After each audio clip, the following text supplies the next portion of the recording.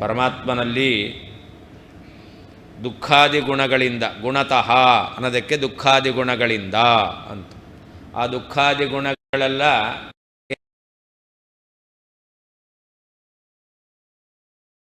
ಸೀತಾ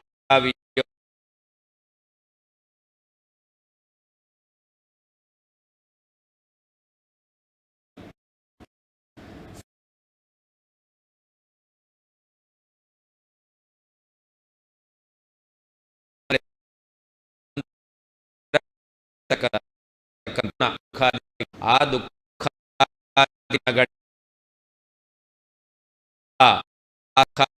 ಗುಣಗಳಿಂದ ಎಂತಕ್ಕ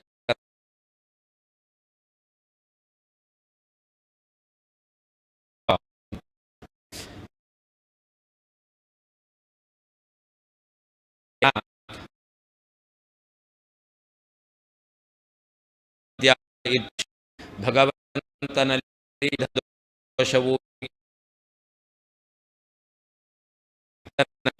ಭ್ರಾಂತರು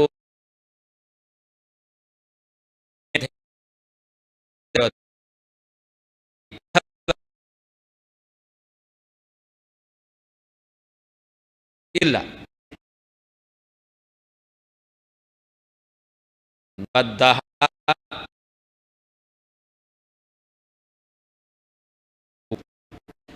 ವಿದ್ಯಮಾನ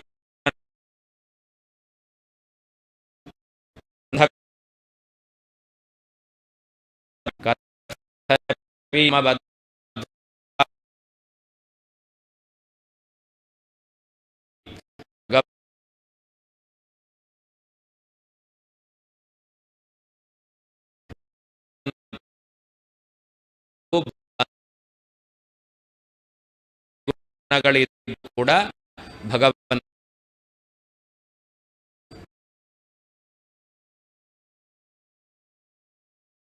ಭಗವಂತನಲ್ಲಿರುವ ಕಡು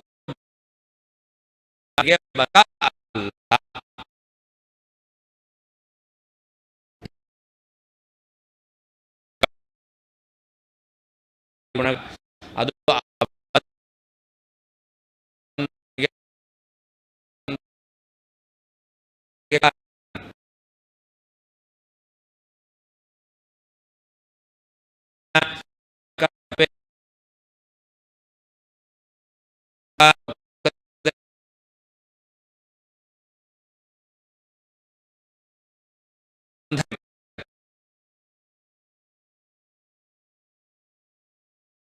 ದುರ್ಗುಣಗಳು.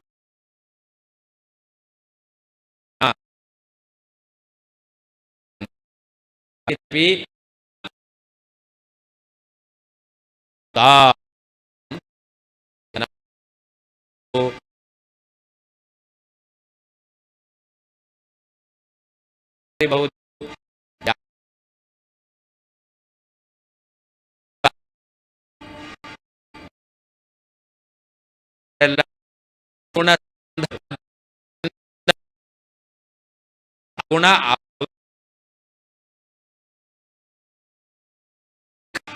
ಆದರೆ ಜೀವರಲ್ಲಿ ದುಃಖ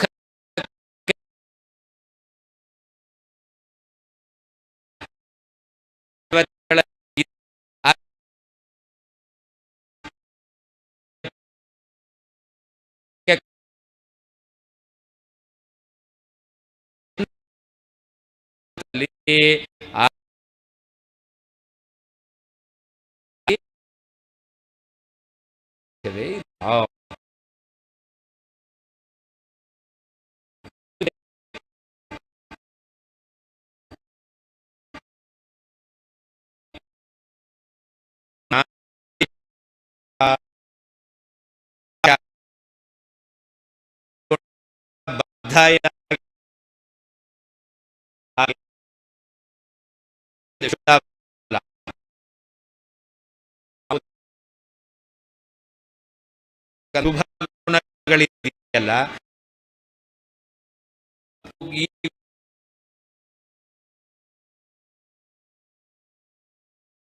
ತಾನೆ ಅದು ಇಂದ ಗುಣ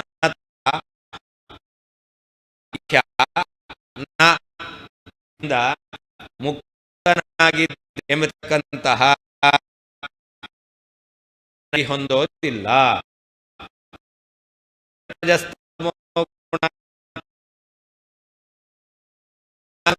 ಗುಣಗಳು ಸ್ವರೂಪಭೂತವಾದ ಜ್ಞಾನಾನಂದಾದಿ ಗುಣಗಳಿಂದ ಭಗವಂತನಿಗೆ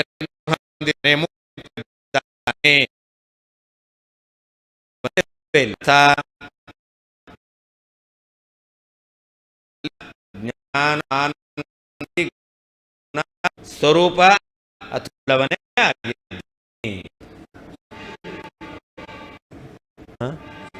ಅಪ್ಯ ಎಲ್ಲಿ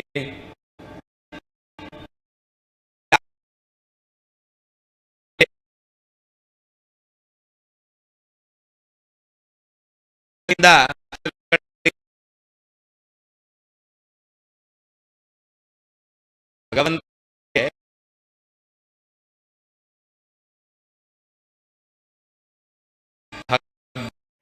ಬರಲ್ಲ. ಅಪಿಶಬ್ದ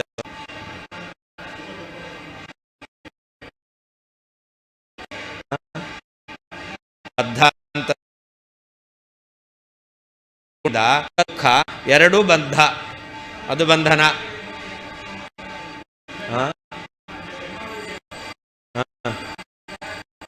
ಹೌದು, ಬಂಧ ಇದೆ ಅನ್ನೋದು ದೋಷ, ಸುಖ ಇದೆ ಅನ್ನೋದು ದೋಷ, ಇದ್ರೆ ಇದೆ ಅನ್ನೋದು ದೋಷ, ಹಣ ಇದೆ ಅನ್ನೋದು ದೋಷ ಅಲ್ಲ.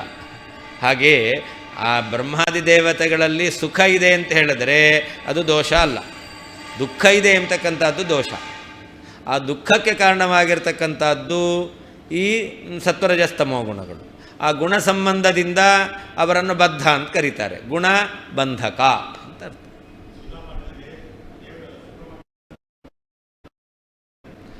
ಭಗವಂತ ಬಗ್ಗೆ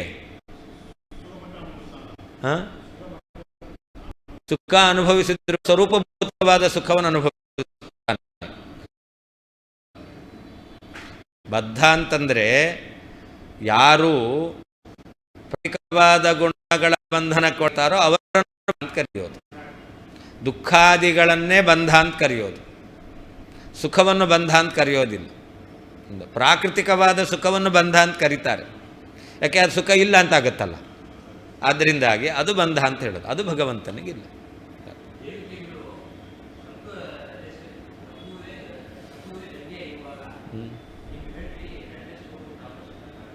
ಸತ್ವಗುಣ ಅಧಿಕವಾಗಿದೆ ನೀವೇ ಹೇಳಿಬಿಟ್ರಲ್ಲ. ಅಧಿಕ ರಜೋಗುಣ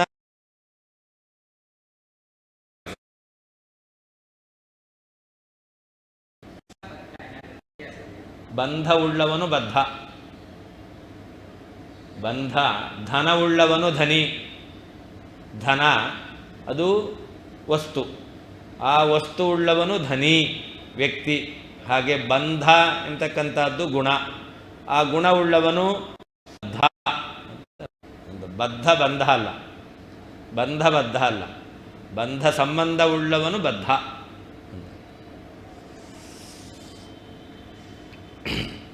ಆದ್ದರಿಂದ ಜ್ಞಾನಾದಿ ಶುಭ ಗುಣಗಳಿಂದ ನನಗೆ ಮುಕ್ತ ಎಂಬತಕ್ಕಂಥ ಹೆಸರು ಕೂಡ ಇಲ್ಲವೇ ಇಲ್ಲ. ಯಾವಾಗೂ ಭಗವಂತನಲ್ಲಿ ಜ್ಞಾನಾನಂದಾದಿ ಗುಣಗಳು ಇದ್ದೇ ಇದೆ. ತೇಷಾಂ ಗುಣಾನಾಂ ಮಯಿ ಸರ್ವದಾ ವಿದ್ಯಮಾನತ್ವೇನ ತೇಭ್ಯಃ ಮುಕ್ತಸಂಭವ. ಭಗವಂತನಲ್ಲಿ ಜ್ಞಾನಾದಿ ಸದ್ಗುಣಗಳು ಯಾವಾಗಲೂ ಇದೆ, ಸರ್ವದಾ ವಿದ್ಯಮಾನತ್ವೇನ, ಯಾವಾಗಲೂ ಇರೋದರಿಂದಾಗಿ ತೇಭ್ಯ ಮುಕ್ತತ್ವ ಅಸಂಭವಾತ್, ಆ ಜ್ಞಾನಾನಂದಾದಿ ಸದ್ಗುಣಗಳಿಂದ ಬಿಡುಗಡೆ ಹೊಂದಿದ್ದಾನೆ ಅಂತ ಹೇಳಲಿಕ್ಕೆ ಬರುವುದಿಲ್ಲ. ಗುಣಾಪಾಯೇ ಐಕ್ಯಂ ಇತಿ ಶಂಕಾ ನಿರಾಸಾರ್ಥಮಿದಂ ಅಂತ. ಇತರ ಮತದಲ್ಲಿ ಬಂಧಕವಾದ ಅಥವಾ ಭಗವಂತನಲ್ಲಿರುವಂತಹ ಶುಭ ಗುಣಗಳು ಅದೆಲ್ಲ ಹೋದ ಮೇಲೆ ಜೀವನಲ್ಲಿರ್ತಕ್ಕಂತಹ ಅಜ್ಞಾನಾದಿ ಗುಣಗಳು, ಸಗುಣ ಬ್ರಹ್ಮನಲ್ಲಿರ್ತಕ್ಕಂತಹ ಗುಣಗಳು ಇದು ಇಲ್ಲ. ಈ ಜೀವನಿಗೂ ಅವನಿಗೂ ಭಗವಂತನಲ್ಲಿರುವಂತಹ ಗುಣಗಳು ಇಲ್ಲ. ಸರ್ವ ಎಲ್ಲ ಕಾಲದೂ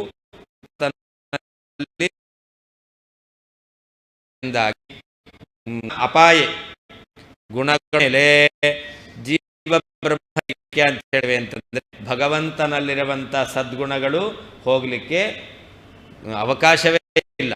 ಯಾವಾಗ ಐಕ್ಯ ಇದ್ದಾರೆ.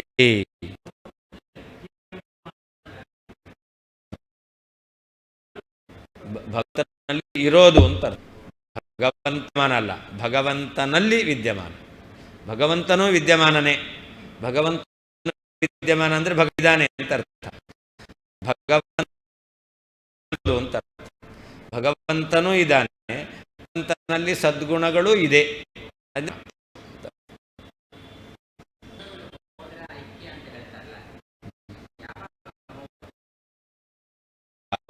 ಅಹಂ ಬ್ರಹ್ಮಾಸ್ಮಿ ಸಾಕ್ಷಾತ್ಕಾರ ಆಗುತ್ತೋ ಅವಾಗ ಅದತ್ತೆ ಎಲ್ಲ ಹೋಗುತ್ತೆ. ಬ್ರಹ್ಮ ಅಂತ ಬ್ರಹ್ಮ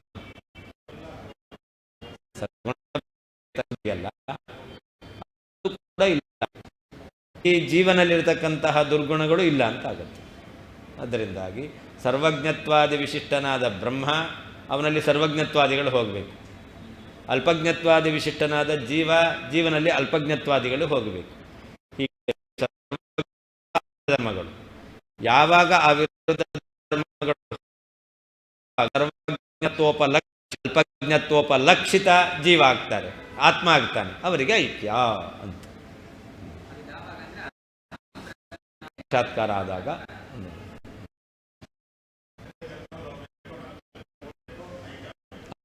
ಅದು ಹೋಗಲ್ಲ, ಐಕ್ಯ ಆಗಲ್ಲ. ಹೌದು, ಯಾವತ್ತೂ ಹೋಗಲ್ಲ. ಜೀವನ ಬಂಧ ಯಾವತ್ತೂ ಹೋಗಲ್ಲ. ಪರಮಾತ್ಮನ ಮುಕ್ತಿ ಅನ್ನೋದು ಹೋಗಲ್ಲ. ಆದ್ದರಿಂದ ಬದ್ಧನಾದ ಜೀವನಿಗೂ ಮುಕ್ತನಾದ ಪರಮಾತ್ಮನಿಗೂ ಅಭೇದ ಸಾಧ್ಯವೇ ಇಲ್ಲ. ಐಕ್ಯ ಸಾದೃಶ್ಯ ಇದೆ, ಸಾದೃಶ್ಯ ಇದೆ. ಜೀವ ಪರಮಾತ್ಮನಿಂದ ಐಕ್ಯ ಹೊಂದಲ್ಲ, ಸದೃಶನಾಗ್ತಾನೆ.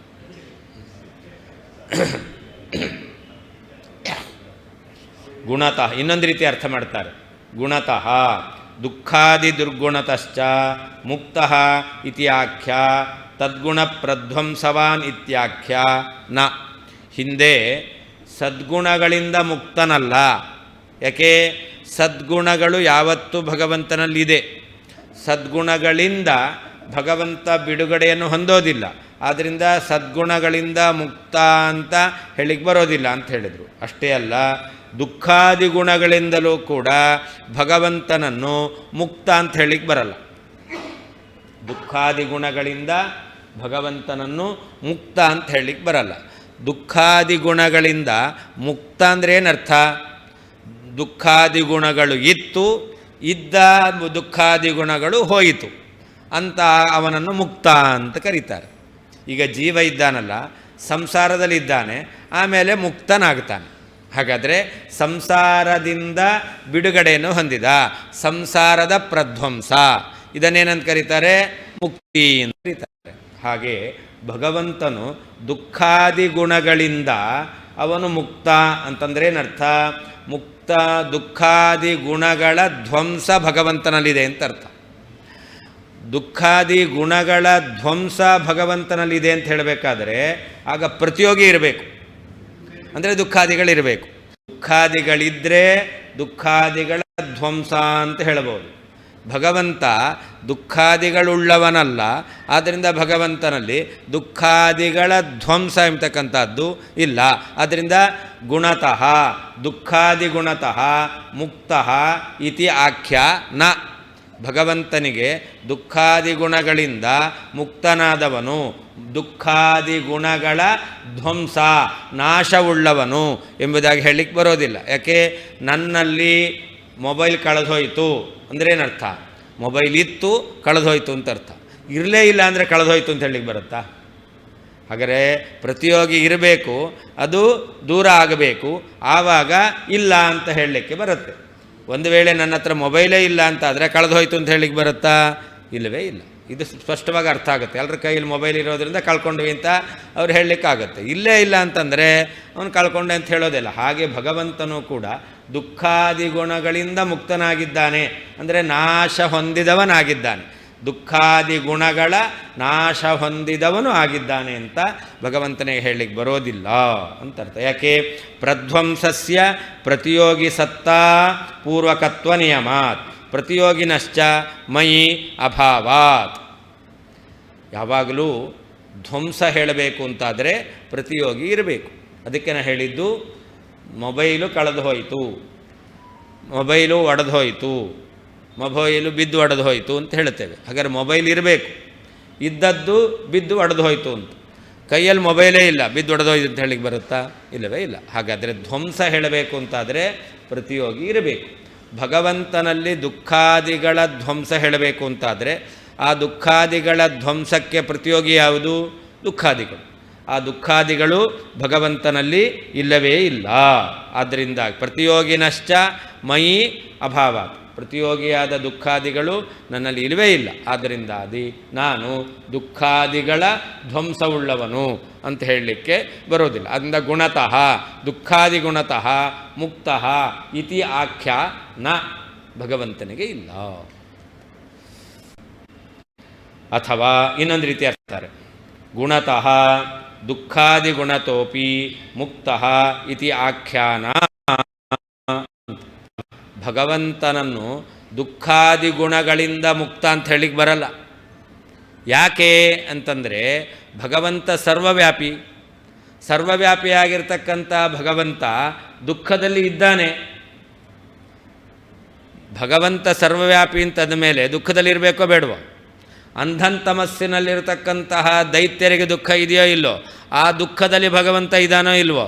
ಅಂದಮೇಲೆ ಭಗವಂತನನ್ನು ಈ ದುರ್ಗುಣಗಳಿಂದ ಮುಕ್ತ ಅಂತ ಹೆಂಗೆ ಹೇಳ್ತೀರಾ? ದುರ್ಗುಣಗಳಿಂದ ಮುಕ್ತ ಅಂತ ಭಗವಂತನಿಗೆ ಹೇಳಲಿಕ್ಕೆ ಬರೋದೇ ಇಲ್ಲ. ಯಾಕೆ? ಸರ್ವವ್ಯಾಪಿಯಾದ ಭಗವಂತ ನಿತ್ಯವಾದ ದುಃಖದಲ್ಲಿಯೂ ಕೂಡ ಇದ್ದಾನೆ. ಆದರೆ ದುಃಖದ ಲೇಪ ಇಲ್ಲ. ದುಃಖದಲ್ಲಿದ್ದಾನೆ, ಆದರೆ ದುಃಖದ ಅನುಭವ ಭಗವಂತನಿಗಿಲ್ಲ. ಅಂದ ಭಗವಂತ ದುಃಖದಿಂದ ದೂರ ಆದ ಹೇಳಲಿಕ್ಕೆ ಬರಲ್ಲ. ಯಾಕೆ? ದುಃಖದಲ್ಲಿದ್ದಾನೆ. ಅದನ್ನು ಹೇಳ್ತಾ ಇದ್ದಾರೆ, ಗುಣತಃ ದುಃಖಾದಿ ಗುಣತೋಪಿ ಮುಕ್ತಃ ಇತಿ ಆಖ್ಯಾನ.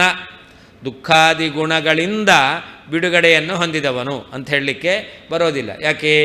ಸರ್ವವ್ಯಾಪಿನಃ ಮಮ ತದ್ ಅಂತಃ ಅಪಿ ವಿದ್ಯಮಾನತ್ವೇನ ಸರ್ವಥ ತನ್ಮೋಚನವಾನ್ ಇತ್ಯಾಖ್ಯ ನ ಇತ್ಯರ್ಥ ಅಂತ.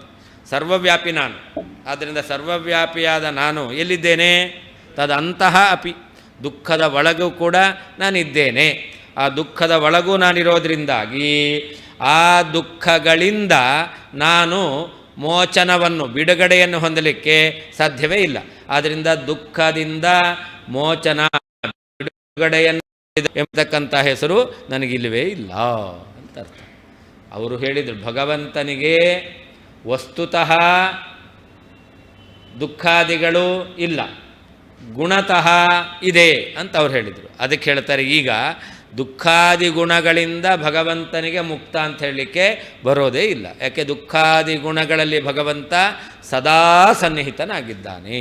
ಅಂದರೆ ದುಃಖಾದಿ ಗುಣಗಳಿಂದ ಮುಕ್ತ ಅಂತ ಹೇಳಲಿಕ್ಕೆ ಬರೋದಿಲ್ಲ.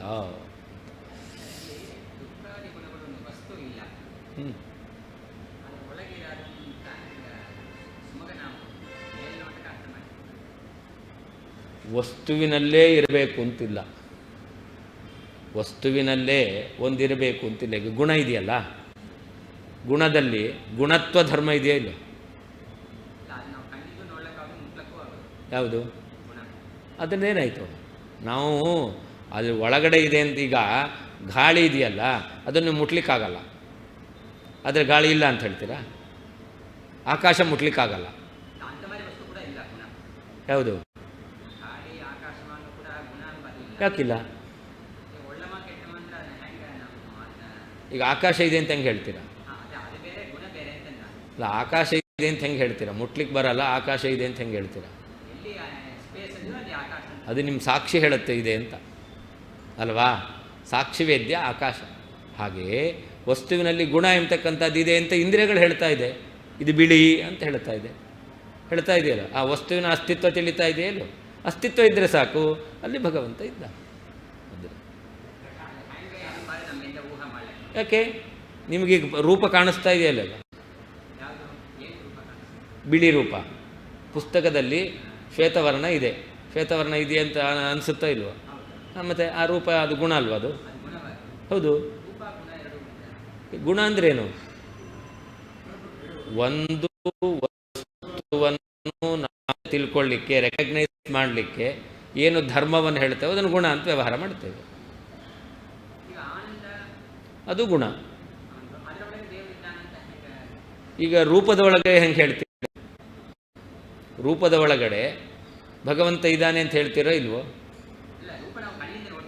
ಹಾಂ, ನಿಮಗೆ ಜ್ಞಾನದ ಫೀಲಿಂಗ್ ಇಲ್ವಾ? ಹಾಂ, ಮತ್ತು ಅದೇ ಅನುಭವ.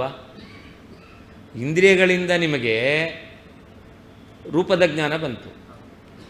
ಇದು ಬಾಹ್ಯೇಂದ್ರಿಯದಿಂದ ರೂಪದ ಜ್ಞಾನ, ಆಂತರಿಕ ಮನ ಇಂದ್ರಿಯದಿಂದ ಜ್ಞಾನದ ಜ್ಞಾನ. ಹೇಗೆ ಬಾಹ್ಯೇಂದ್ರಿಯದಿಂದ ಬಂದಿರತಕ್ಕಂತಹ ವಸ್ತುವಿನಲ್ಲಿ ಭಗವಂತನ ಸನ್ನಿಧಾನ ಇದೆಯೋ, ಹಾಗೆ ಆಂತರಿಕ ಇಂದ್ರಿಯದಿಂದ ಬಂದಂತಹ ಜ್ಞಾನಾದಿಗಳಲ್ಲಿ ಭಗವಂತನ ಸನ್ನಿಧಾನ ಇದೆ.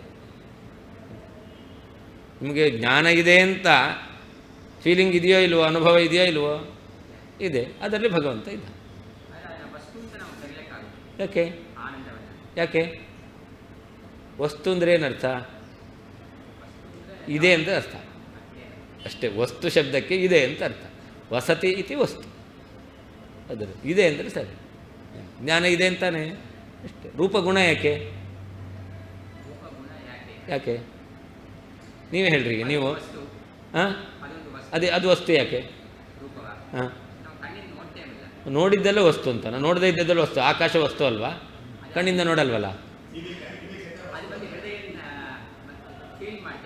ಅದನ್ನೇ ಜ್ಞಾನವನ್ನು ಫೀಲ್ ಮಾಡಲ್ವ ನೀವು? ಆಯಿತು, ವಸ್ತು ಅಂತ ಹೇಳಬೇಕು. ಹಾಂ, ಅಷ್ಟೇ, ಅದೇ ವಸ್ತು. ಹಾಂ, ವಿಶೇಷಣ ಅಂತ ಹೇಳ್ಬೋದು. ಜ್ಞಾನವಾನ್ ಅಂತ ಹೇಳ್ತೇವೆ. ಜ್ಞಾನಸ್ವರೂಪಿಯೂ ಹೌದು ಜೀವ, ಜ್ಞಾನ ಉಳ್ಳವನೂ ಹೌದು.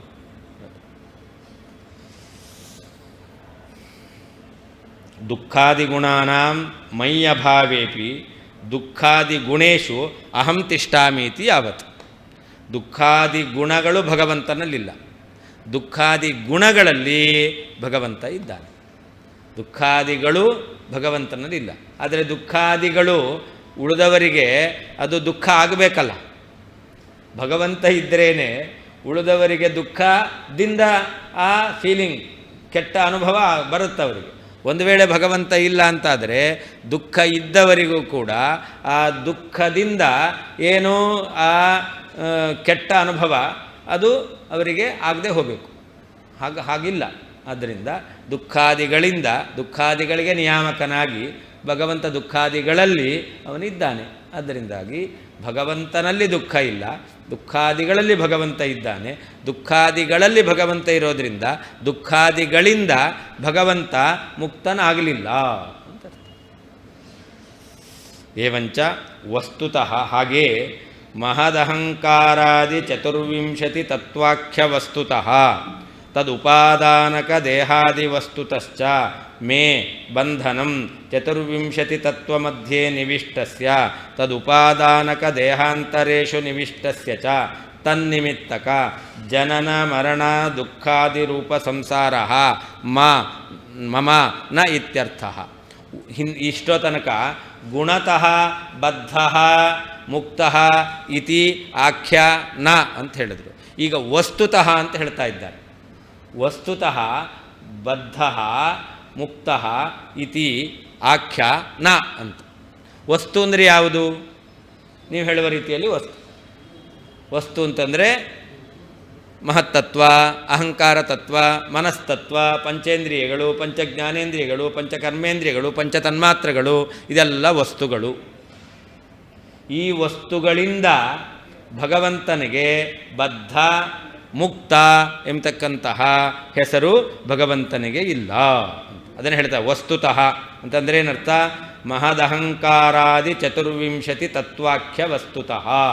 ಮಹತ್ತತ್ವ, ಅಹಂಕಾರ ತತ್ವ, ಬುದ್ಧಿತತ್ವ, ಮನಸ್ತತ್ವ, ಪಂಚಭೂತಗಳು, ಪಂಚ ತನ್ಮಾಂತ್ರಗಳು, ಪಂಚ ಕರ್ಮೇಂದ್ರಿಯ, ಪಂಚ ಜ್ಞಾನೇಂದ್ರಿಯ, 24. ಈ ರೀತಿಯಾಗಿ 24 ತತ್ವ ಎಂಬುದಾಗಿ ಕರೀತಾ ಇದ್ದಾರಲ್ಲ. ತತ್ವ ಎಂಬತಕ್ಕಂತಹ ವಸ್ತುಗಳಿಂದ ಅಷ್ಟೇ ಅಲ್ಲ, ತದುಪಾದಾನಕ ದೇಹಾದಿ ವಸ್ತುತಶ್ಚ. ಈ ದೇಹ ಇದೆಯಲ್ಲ, ಇದು 24 ತತ್ವಗಳನ್ನು ಮೂಲ ಕಾರಣವನ್ನಾಗಿ ಇಟ್ಟುಕೊಂಡು ಹುಟ್ಟಿರ್ತಕ್ಕಂಥದ್ದು. ಈ ಶರೀರ ಇದೆಯಲ್ಲ, ಈ ಶರೀರದ ಉತ್ಪತ್ತಿಗೆ ಮೂಲ ಕಾರಣ ಯಾವುದು? 24 ತತ್ವಗಳು. ಹಾಗಾದರೆ 24 ತತ್ವಗಳೇ ಉಪಾದಾನ. ಉಪಾದಾನ ಅಂದರೆ ಮೂಲ ಕಾರಣ ಅಥವಾ ಪರಿಣಾಮಿ ಕಾರಣ. ಆ 24 ತತ್ವಗಳ ಪರಿಣಾಮ ಈ ಶರೀರ ಎಂಬತಕ್ಕಂಥದ್ದು. ಈ ಶರೀರ ಎಂಬತಕ್ಕಂಥ ವಸ್ತುವಿನಿಂದಲೂ ಕೂಡ ಮೇ ಬಂಧನಂ, ನನಗೆ ಬಂಧ ಇಲ್ಲ. ಅಂದರೆ ಏನರ್ಥ? ಈ 24 ತತ್ವಗಳಿಂದ ಆಗತಕ್ಕಂತಹ ಜನನ ಮರಣ ರೂಪವಾದ ಬಂಧ ಅದು ನನಗೆ ಇಲ್ಲವೇ ಇಲ್ಲ. ಭಗವಂತನಿಗೆ ಹುಟ್ಟು ಇಲ್ಲ, ಸಾವು ಇಲ್ಲ. ಅದನ್ನು ಹೇಳ್ತಾ ಇದ್ದಾರೆ. ಚತುರ್ವಿಂಶತಿ ತತ್ವ ಮಧ್ಯೆ ನಿವಿಷ್ಟಸ್ಯ. ಏನಾಗಿದ್ದೇನೆ? 24 ತತ್ವಗಳಿಂದ ಏನು ಈ ಶರೀರ ನಿರ್ಮಾಣ ಆಗ್ತಾ ಇದೆ. ಈ ಶರೀರ ನಿರ್ಮಾಣ ಆಗಬೇಕಾದ್ರೆ 24 ತತ್ವಗಳ ಮಧ್ಯದಲ್ಲಿ ನಾನಿದ್ದೇನೆ. ನಾನು ಇದ್ರೇ 24 ತತ್ವಗಳಿಂದ ಶರೀರ ಸೃಷ್ಟಿಯಾಗುತ್ತೆ. ಹಾಗಾದರೆ ನನಗೆ ಶರೀರ ಎಂಬತಕ್ಕಂಥದ್ದು ಈ 24 ತತ್ವಗಳಿಂದ ಉಂಟಾದದ್ದು ಅಂತ ಹೇಳಿಕ್ಕೆ ಬರುತ್ತಾ? ಇಲ್ಲ. ಆದ್ದರಿಂದ ನಾನು 24 ತತ್ವಗಳ ಒಳಗಡೆ ಇರತಕ್ಕಂಥವನಾಗಿದ್ದೇನೆ. ಅಷ್ಟೇ ಅಲ್ಲ, ತದ್ ಉಪಾದಾನಕ ದೇಹಾಂತರೇಷು ಅಪಿ ನಿವಿಷ್ಟಸ್ಯ. 24 ತತ್ವಗಳನ್ನು ಮೂಲ ಕಾರಣವನ್ನಾಗಿ ಇಟ್ಟುಕೊಂಡು ಹುಟ್ಟಿರುವಂಥದ್ದು ದೇಹ. ಈ ದೇಹದಲ್ಲಿಯೂ ಕೂಡ ನಾನಿದ್ದೇನೆ. ಹುಟ್ಟಬೇಕಾದ್ರೆ ಆ ದೇಹ ನನ್ನನ್ನು ಇಟ್ಟುಕೊಂಡೇ ಹುಟ್ಟುತ್ತೆ. ಆದ್ದರಿಂದ ನನಗೆ ಈ 24 ತತ್ವಗಳಿಂದ ಶರೀರ ಎಂಬತಕ್ಕಂಥದ್ದು ಇಲ್ಲವೇ ಇಲ್ಲ. ಅದನ್ನು ಹೇಳ್ತಾ ಇದ್ದಾರೆ. ನಾನು 24 ತತ್ವಗಳ ಮಧ್ಯದಲ್ಲಿದ್ದೇನೆ. ಅಷ್ಟೇ ಅಲ್ಲ, ಮಧ್ಯದಲ್ಲಿದ್ದರೆ ಒಳಗಿದ್ದೇನೆ ಅಂತ ಅರ್ಥ. ಆ 24 ತತ್ವಗಳಿಂದ ಹುಟ್ಟಿರುವಂಥ ಶರೀರದಲ್ಲಿಯೂ ಕೂಡ ಇದ್ದೇನೆ. ಆದ್ದರಿಂದ ತನ್ನಿಮಿತ್ತಕ ಜನನ ಮರಣ ದುಃಖಾದಿರೂಪ ಸಂಸಾರ ನ. 24 ತತ್ವಗಳೇ ನಿಮಿತ್ತವಾಗಿರುವ ಜನನ ಮರಣ ಎಂಬತಕ್ಕಂತಹ ದುಃಖ, ಆ ದುಃಖ ರೂಪವಾದ ಸಂಸಾರ, ಅದೇ ಬಂಧ, ಅದು ನನಗಿಲ್ಲ. ಆದ್ದರಿಂದ ವಸ್ತುತಃ ಬದ್ಧ ಇತಿ ಆಖ್ಯ ನ ಅಂತ ಇದಕ್ಕೆ ಅರ್ಥ ಮಾಡಬೇಕು. ಅತ್ರಾಪಿ ಯಾಕೆ ಅಂತಂದರೆ ಗುಣಸ್ಯ ಮಾಯಾಮೂಲತ್ವಾದಿತ್ಯೇವ ಹೇತು ಅಂತ. ಗುಣಸ್ಯ ಮಾಯಾಮೂಲತ್ವಾತ್. ಗುಣ ಅಂದರೆ ಅಪ್ರಧಾನ. ಅಪ್ರಧಾನವಾದ 24 ತತ್ವಗಳಿದೆಯಲ್ಲ, ಇದು ಮಾಯಾಮೂಲಕ, ಪ್ರಕೃತಿಯಿಂದ ಜನ್ಯವಾದವುಗಳು. ಅದನ್ನು ಹೇಳ್ತಾ ಇದ್ದಾರೆ. ಯಾಕೆ ಭಗವಂತನಿಗೆ ಈ ಮಹದಾದಿ ಚತುರ್ವಿಂಶತಿ ತತ್ವಗಳು, ತದುಪಾದಾನಕವಾಗಿರ್ತಕ್ಕಂಥ ದೇಹ, ತನ್ನಿಮಿತ್ತಕವಾಗಿರ್ತಕ್ಕಂತಹ ಜನನ ಮರಣ ರೂಪವಾದ ದುಃಖ ಎಂಬತಕ್ಕಂಥ ಸಂಸಾರ ಇಲ್ಲ? ಯಾಕಿಲ್ಲ ಅಂತಂದ್ರೆ ಅದಕ್ಕೆ ಕಾರಣ ಗುಣಸ್ಯ ಮಾಯಾ ಮೂಲತ್ವಾತ್ ಇತ್ಯೇವ ಹೇತು. ಏನರ್ಥ? ಮಾಯಾಪದೇನ ಪ್ರಕೃತಿ ಕಾರ್ಯತ್ವಾತ್ ಮಹದಾದಿ ಚತುರ್ವಿಂಶತಿ ತತ್ವಾನಿ ದೇಹಾಶ್ಚ ಕಥ್ಯಂತೆ ಅಂತ. ಮಾಯಾ ಅನ್ನೋದಕ್ಕೇನರ್ಥ? ಪ್ರಕೃತಿಯನ್ನೇ ಕಾರಣವನ್ನಾಗಿ ಹೊಂದಿರುವ, ಪ್ರಕೃತಿಯಿಂದ ಹುಟ್ಟಿದ್ದು ಮಹತ್ತತ್ವಾದಿಗಳಿಂದ ಹುಟ್ಟಿರ್ತಕ್ಕಂಥ ಶರೀರ, ಇದೆಲ್ಲವನ್ನೂ ಕೂಡ ಮಾಯಾ ಎಂಬುದಾಗಿ ಕರೀತಾ ಇದ್ದಾರೆ. ಪ್ರಕೃತಿ ಕಾರ್ಯತ್ವಾತ್ ಮಹದಾದಿ ಚತುರ್ವಿಂಶತಿ ತತ್ವಾನಿ. ಪ್ರಕೃತಿಯಿಂದ ಹುಟ್ಟಿದ್ದು ಮಹದಾದಿ ಚತುರ್ವಿಂಶತಿ ತತ್ವಗಳು, ಅದನ್ನು ಮಾಯಾ ಅಂತ ಕರೀತಾರೆ. ಅಷ್ಟೇ ಅಲ್ಲ, ದೇಹಾಶ್ಚ, ಆ 24 ತತ್ವಗಳಿಂದ ಹುಟ್ಟಿರ್ತಕ್ಕಂತಹ ದೇಹವನ್ನು ಕೂಡ ಮಾಯಾ ಅಂತ ಕರೀತಾರೆ. ತತ್ರಾಪಿ ಗುಣಸ್ಯ ಮಯಿ ವಿದ್ಯಮಾನ ಜ್ಞಾನಾನಂದಾದಿ ಗುಣಸ್ಯ ತದ್ ಅಮೂಲತ್ವಾತ್ ತದ್ ಉಪಾದಾನಕತ್ವಾತ್ ಅಂತ. ಗುಣಸ್ಯ ಮಾಯಾ ಅಮೂಲತ್ವಾತ್ ಅಂತ ಅರ್ಥ. ಗುಣ ಅಂತಂದರೆ ಭಗವಂತನಲ್ಲಿರುವಂತಹ ಗುಣ. ಭಗವಂತನಲ್ಲಿರುವ ಗುಣ ಯಾವುದು? ಜ್ಞಾನಾನಂದಾದಿ ಗುಣಗಳು. ಅದು ಈ 24 ತತ್ವಗಳ ನಿಮಿತ್ತದಿಂದ ಬಂದದ್ದಲ್ಲ. ಮಾಯಾ ಅಮೂಲತ್ವಾತ್ ಅಂದರೆ ಏನರ್ಥ? 24 ತತ್ವಗಳು, ಆ 24 ತತ್ವಗಳಿಂದ ಹುಟ್ಟಿರತಕ್ಕಂಥ ಶರೀರ ನಿಮಿತ್ತಕ ನನ್ನಲ್ಲಿರ್ತಕ್ಕಂತಹ ಜ್ಞಾನಾನಂದಾದಿ ಗುಣಗಳಲ್ಲ. ನಮ್ಮಲ್ಲಿರ್ತಕ್ಕಂಥ ಗುಣಗಳಿದೆಯಲ್ಲ, ಇದು ಈ 24 ತತ್ವಗಳ ನಿಮಿತ್ತವನ್ನು ಹೊಂದಿದೆ. ಆ 24 ತತ್ವಗಳಿಂದ ಹುಟ್ಟಿರುವಂಥ ಶರೀರವನ್ನು ನಿಮಿತ್ತವನ್ನಾಗಿ ಹೊಂದಿದೆ. ಈ ಶರೀರ ಇಲ್ಲ ಅಂದರೆ ನಮಗೆ ಓದಲಿಕ್ಕಾಗುತ್ತಾ, ಕೇಳಿಸ್ಕೊಳ್ಳಿಕ್ಕಾಗುತ್ತಾ, ನೋಡಲಿಕ್ಕಾಗುತ್ತಾ? ಏನೂ ಇಲ್ಲ. ಹಾಗಾದರೆ ನಮಗೆ ಇದೆಲ್ಲ ನಡಿಬೇಕು ಅಂದರೆ ದೇಹ ಬೇಕು. ಹಾಗಾದರೆ ಭಗವಂತನ ಜ್ಞಾನಾನಂದಾದಿ ಗುಣಗಳು ಮಾಯಾ ಅಮೂಲ, 24 ತತ್ವಗಳು, ಅದರಿಂದ ಹುಟ್ಟಿರ್ತಕ್ಕಂತಹ ದೇಹ ತನ್ನಿಮಿತ್ತಕ ಅಲ್ಲ ಅಂತ ಅರ್ಥ. ತತ್ರಾಪಿ ಗುಣಸ್ಯ ಮಯಿ ವಿದ್ಯಮಾನ, ಗುಣ ಅಂದರೆ ಯಾವುದು? ಮಯಿ ವಿದ್ಯಮಾನ ಜ್ಞಾನಾನಂದಾದಿ ಗುಣಸ್ಯ ತದಮೂಲತ್ವಾತ್, ಗುಣಸ್ಯ ಮಾಯಾ ಮೂಲತ್ವಾತ್ ಅಂತ ವಾಕ್ಯ ಇದೆ. ಅದಕ್ಕೆ ಅರ್ಥವನ್ನು ಹೇಳ್ತಾ ಇದ್ದಾರೆ. ಅನುಪಾದಾನಕತ್ವಾತ್.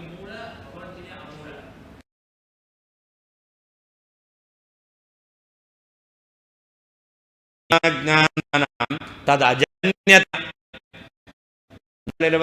ಜ್ಞಾನಾನಂದಾದಿ ಗುಣಗಳಿದೆಯಲ್ಲ, ಇದು ಪ್ರಕೃತಿಯಿಂದ ಹುಟ್ಟಿರುವಂತಹ ಮಹತ್ತತ್ವಾದಿಗಳಿಂದ ಜನ್ಯ ಅಲ್ಲ, ಮಹತ್ತತ್ವಾದಿಗಳಿಂದ ಹುಟ್ಟಿದ್ದಲ್ಲ, ಅಥವಾ ಶರೀರದಿಂದಲೂ ಹುಟ್ಟಿದ್ದಲ್ಲ. ಮಹತ್ತತ್ವಾದಿ 24 ತತ್ವವನ್ನು ಉಪಾದಾನವನ್ನಾಗಿಟ್ಟುಕೊಂಡು ಹುಟ್ಟಿರುವಂತಹ ಶರೀರ, ಆ ಶರೀರದಿಂದ ಜನ್ಯವಾದದ್ದು ಭಗವಂತನ ಜ್ಞಾನಾನಂದಾದಿ ಗುಣಗಳು ಅಲ್ಲ. ಉಪಾದಾನ ಪರಿಣಾಮಿ ಕಾರಣ, ನಿಮಿತ್ತ ಅದು ಈಗ ಮಡಿಕೆಗೆ ಮಣ್ಣು ಉಪಾದಾನ ಕಾರಣ, ಕುಂಬಾರ ನಿಮಿತ್ತ ಕಾರಣ.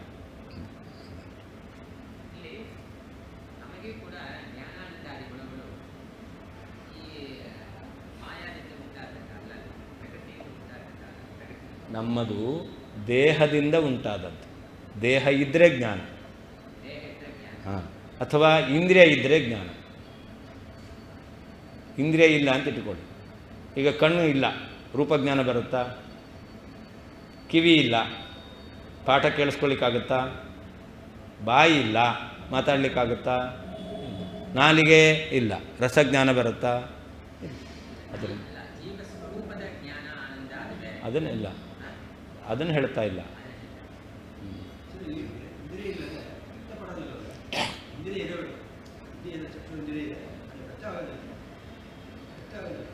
ಇಂದ್ರಿಯ ಇದೆ ಅಂತ ಹೇಳೋದು ಯಾವಾಗ? ಅವನಿಗೆ ಕಣ್ಣಿಲ್ಲ ಅಂತ ಹೇಳ್ತೀರಾ. ಯಾಕೆ ಕಣ್ಣಿಲ್ಲ ಅಂತ ಹೇಳ್ತೀರಾ?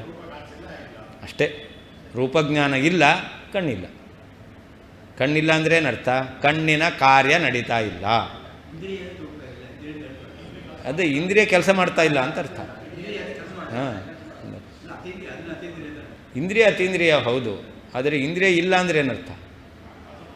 ಇಂದ್ರಿಯ ಕಾಣಿಸ್ತಾ ಇಲ್ಲ ಅಂತ ಅರ್ಥ ಅಲ್ಲ, ಇಂದ್ರಿಯದ ಕೆಲಸ ನಡೀತಾ ಇಲ್ಲ ಅಂತ ಅರ್ಥ. ಅಂದರೆ ಜೀವನಿಗೆ ಈಗ ಜ್ಞಾನ ಬರುತ್ತೆ ಅಂತಂದರೆ 24 ತತ್ವಗಳಿಂದ ಪರಿಣಾಮ ಹೊಂದಿರತಕ್ಕಂಥ ಈ ಶರೀರದಿಂದ ಜ್ಞಾನ ಬರುತ್ತೆ. ಆ ಶರೀರದಿಂದ ಇಂದ್ರಿಯಗಳ ಮೂಲಕ ಜ್ಞಾನ ಬರುತ್ತೆ. ಆ ಇಂದ್ರಿಯಾದಿಗಳು ಕೂಡ ಪ್ರಾಕೃತಿಕ, ಪ್ರಕೃತಿಜನ್ಯ. ಇಂದ್ರಿಯಾದಿಗಳು ಕೂಡ ಪ್ರಾಕೃತಿಕ. ಆದ್ದರಿಂದ ಮಾಯಾಮೂಲ ಜೀವರ ಗುಣ.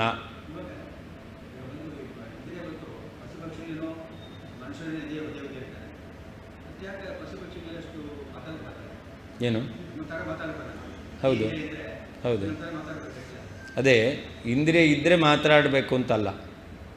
ಈಗ ಮೂಕರಿಗೂ ಅವ್ರಿಗೆ ಯಾಕೆ, ಪಶು ಪಕ್ಷಿಗಳಿಗೆ ಯಾಕೆ? ಮೂಕನಿಗೇನೆ ನಾಲಿಗೆ ಇರುತ್ತಾ ಇಲ್ಲ? ಅವನಿಗೆ ಯಾಕೆ ಮಾತು ಬರಲ್ಲ? ಯಾಕೆ ಹೇಳ್ರಿ? ಪಶು ಪಕ್ಷಿಗಳಿಗೆ ಬೇಡ, ಮೂಕನಿಗೇನೆ ಬೇಡ. ವಯಸ್ಸಾಗಿದೆ, ಇಷ್ಟು ವರ್ಷ ಬೇಕಾದಷ್ಟು ಮಾತಾಡಿದ್ದ, ಇವಾಗ ರೆಡೇನಾಗಿದ್ದಾನೆ, ಅವನಿಗೆ ಮಾತು ಬರಲ್ಲ. ಯಾಕೆ?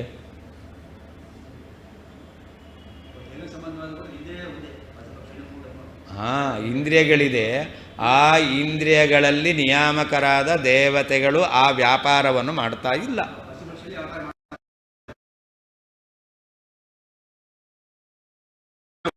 ಜೀವನ ವಯಸ್ಸಾದ್ಮೇಲೆ ಭಗವಂತ ಹೇಳ್ತಾನೆ ನಿನ್ನ ಕೆಲಸ ನಿಲ್ಲಿಸ್ಬಿಡು ಅಂತ. ಹೌದು, ಹಾಗೇನಿಲ್ಲ. ಗಿಳಿ ಮೊದಲಾಗಿರ್ತಕ್ಕಂಥವುಗಳಲ್ಲಿ ಕೆಲವೊಂದು ಮಾತಾಡ್ತಾವೆ.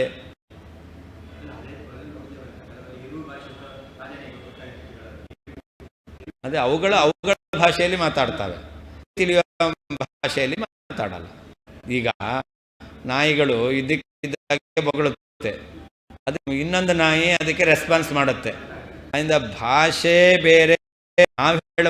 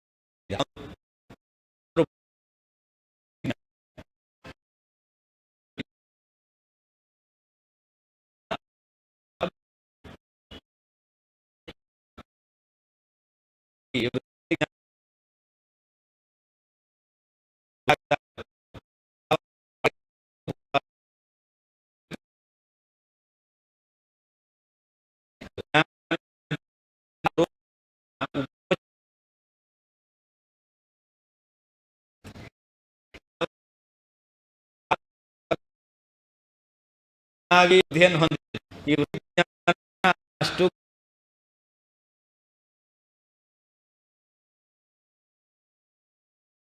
ಹಾಗಾದ್ರೆ ಒಳಗೆ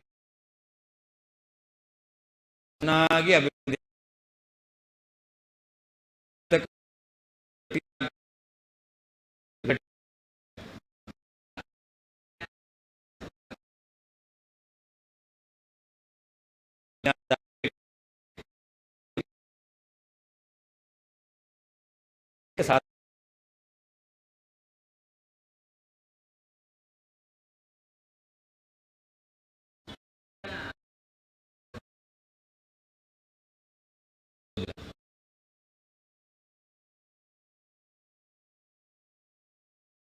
ಸುಖವನ್ನು ಪ್ರಾಕ ಸುಖವನ್ನು ಅನುಭವಿಸ ಆತ್ಮನೇ ಅನುಭವಿಸೋದು.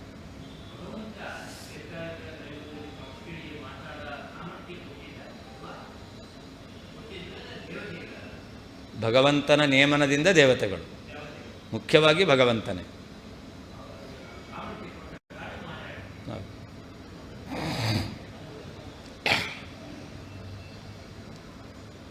ಮಯಿ ವಿದ್ಯಮಾನ ಜ್ಞಾನಾನಂದಾದಿಗುಣಾನಾಂ ತದಜನ್ಯತ್ವೇನ ತನ್ನಿಮಿತ್ತಕ ಬಂಧನವತ್ವಂ ಶಂಕಾರ್ಹಮಪಿ ನ. ಭಗವಂತನಲ್ಲಿರ್ತಕ್ಕಂಥ ಜ್ಞಾನಾನಂದಾದಿ ಗುಣಗಳು ಈ ಮಹತ್ತತ್ವಾದಿಗಳಿಂದ ಜನ್ಯವಲ್ಲ, ಶರೀರದಿಂದ ಜನ್ಯವಾದದ್ದಲ್ಲ. ಆದ್ದರಿಂದಾಗಿ ತಾದೃಶ ಏನು ಮಹತ್ತತ್ವಾದಿ ಶರೀರ ನಿಮಿತ್ತಕವಾಗಿರ್ತಕ್ಕಂತಹ ಬಂಧನ ಭಗವಂತನಿಗಿದೆ ಅಂತ ಆಶಂಕೆ, ಶಂಕೆ, ಸಂಶಯವನ್ನು ಕೂಡ ಮಾಡಲಿಕ್ಕೆ ಸಾಧ್ಯ ಇಲ್ಲ. ತದುಪಾದಾನಕ ದುಃಖಾದೀನಾಂಚ ತೇಷು ದೇಷು ಜೀವೇಶ್ವೇವ ವಿದ್ಯಮಾನತ್ವೇನ ಮಯಿ ತಸ್ಯ ದುಃಖಾದಿಗುಣಸ್ಯ ಮಾಯಾಮೂಲತ್ವಾತ್ ಅನಶ್ನನ್ನಿತಿ ಶ್ರುತಿಂ ಅಜಾನತಃ ಮಾಯಾವಾದಿನಃ ಭ್ರಾಂತ್ಯೇಕಮೂಲತ್ವಾತ್ ಮಮ ತದುಭಯ ವಸ್ತುಕೃತಬಂಧನಂ ಕಥಂ ಸ್ಯಾತ್. ಈ ಜೀವರಿಗೆ ತದುಪಾದಾನಕ ದುಃಖಾದೀನ 24 ತತ್ವಗಳು ಮತ್ತು 24 ತತ್ವಗಳಿಂದ ಹುಟ್ಟಿದಂತಹ ಶರೀರ, ಇವುಗಳನ್ನು ನಿಮಿತ್ತವಾಗಿಟ್ಟುಕೊಂಡು ಬಂದಿರತಕ್ಕಂತಹ ಏನು ದುಃಖಾದಿಗಳಿದೆಯಲ್ಲ, ಅದು ತೇಷು ತೇಷು ಜೀವೇಶ್ವವೇ ವಿದ್ಯಮಾನತ್ವೇನ, ಆಯಾ ಜೀವಗಳಲ್ಲಿ ಮಾತ್ರ ಇದೆ. ಗಂಡ ಹೆಂಡತಿ ಅಂತಿದ್ದರೆ ಹೆಂಡತಿಗೆ ಆಗತಕ್ಕಂತಹ ದುಃಖ ಗಂಡನಿಗಾಗುತ್ತಾ? ಗಂಡನಿಗೆ ಆಗತಕ್ಕಂಥ ದುಃಖ ಎಂತಕ್ಕಂಥದ್ದು ಹೆಂಡತಿಗಾಗುತ್ತಾ? ಈ ದುಃಖದಿಂದ ಬೇರೆ ದುಃಖ ಅಭಿಮಾನ ಇರೋದರಿಂದ ಇದ್ದರೆ. ಇಲ್ಲ ಅಂತಾದರೆ ಇವರಿಗಾಗತಕ್ಕಂಥ ದುಃಖ ಅವರಿಗಲ್ಲ. ನಮಗೂ ದುಃಖ ಆಯಿತು ಅಂತ ಹೇಳ್ತೇವೆ ನಾವು. ಯಾರೋ ಬಿದ್ದಿದ್ದಾರೆ, ಫ್ರ್ಯಾಕ್ಚರ್ ಆಯಿತು, ಅಯ್ಯೋ ಪಾಪ ಅಂತ ದುಃಖ ಪಡ್ತೇವೆ ಅಂತ. ಆದರೆ ಅವನಿಗಾಗತಕ್ಕಂಥ ನೋವು ನಮಗಾಗದಲ್ಲ. ಆ ದುಃಖ ಬೇರೆ, ಈ ದುಃಖ ಬೇರೆ. ಅದರಿಂದಾಗಿ ತಾದೃಶ 24 ತತ್ವಗಳನ್ನು ಉಪಾದಾನವಾಗಿಟ್ಟುಕೊಂಡು ಇರತಕ್ಕಂತಹ ಏನು ದುಃಖ ಇದೆಯಲ್ಲ, ಅದು ಆಯಾ ಜೀವಗಳಲ್ಲಿದೆ. ಅಂತಹ ದುಃಖಾದಿ ಗುಣಗಳು ಭಗವಂತನಲ್ಲಿಲ್ಲ. ಭಗವಂತನಲ್ಲಿ ಇದೆ ಅಂತಂದರೆ ಅದು ಮಾಯಾ ಮೂಲಕ. ಯಾಕೆ? ಅನಶ್ನನ್ ಅಂತ ಶ್ರುತಿ ಹೇಳ್ತಾ ಇದೆ. ಭಗವಂತ ಇದ್ದಾನಲ್ಲ, ಅವನು ಈ ಪ್ರಾಕೃತಿಕ ತತ್ವಗಳನ್ನು ಉಪಾದಾನವನ್ನಾಗಿಟ್ಟುಕೊಂಡು ಹುಟ್ಟಿರತಕ್ಕಂತಹ ದುಃಖಾದಿಗಳ ಭೋಗ ಭಗವಂತನಿಗೆ ಇಲ್ಲ ಎಂಬುದಾಗಿ ಅನಶ್ನನ್ ಎಂಬತಕ್ಕಂಥ ಶ್ರುತಿ ಹೇಳ್ತಾ ಇದೆ. ಆದ್ದರಿಂದ ಆ ಶ್ರುತಿಯ ಅರ್ಥವನ್ನು ತಿಳಿದೇ ಇರತಕ್ಕಂತಹ ಮಾಯಾಮೂಲತ್ವಾತ್, ಮಾಯಾವಾದಿಗಳ ಪ್ರಕಾರ ಇದೆ ಅಂತ ಅರ್ಥ. ಮಾಯಾಮೂಲತ್ವಾತ್ ಅಂತಂದರೆ ಅದಕ್ಕೆ ಮಾಯಾವಾದಿನಃ, ಮಾಯಾವಾದಿಗಳಿಗೆ ಮಾತ್ರ ಇದೆ. ಅದು ಹೇಗೆ? ಭ್ರಾಂತ್ಯೇಕ ಮೂಲತ್ವಾತ್, ಭ್ರಾಂತಿಯಿಂದ ಭಗವಂತನಿಗೆ ಈ ದುಃಖಾದಿಗಳನ್ನಿದೆ ಅಂತ ಅವ್ರು ಹೇಳ್ತಾರೆ. ವಾಸ್ತವಿಕವಾಗಿ ಈ 24 ತತ್ವ ಉಪಾದಾನಕವಾದ ದುಃಖಾದಿಗಳು ಭಗವಂತನಿಗೆ ಇಲ್ಲವೇ ಇಲ್ಲ. ಯಾವುದು? ಹಾಂ, ಯಾವುದು? ಅನಶ್ನನ್. ಅವನೇ ಅನುಭವಿಸದೆ ಅಂತ ಅರ್ಥ. ಇಲ್ಲ, ಅನುಭವ ಹೇಗೆ ಇರಲಿ? ಅನಶ್ನನ್ ಅದಕ್ಕೆ ಏನರ್ಥ? ಹಾಂ, ಭೋಗ ಮಾಡಲ್ಲ ಅಂದರೆ ಏನರ್ಥ? ಅದರ ಅನುಭವ ಬರೋದಿಲ್ಲ.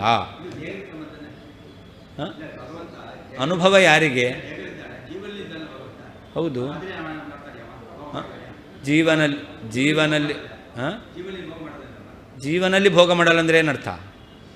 ನಿಮ್ಮ ಪ್ರಶ್ನೆ ಅರ್ಥ ಆಗಲಿಲ್ಲ ನನಗೆ. ಜೀವನಲ್ಲಿ ಭೋಗ ಮಾಡಲ್ಲ ಅಂದರೆ ಏನರ್ಥ?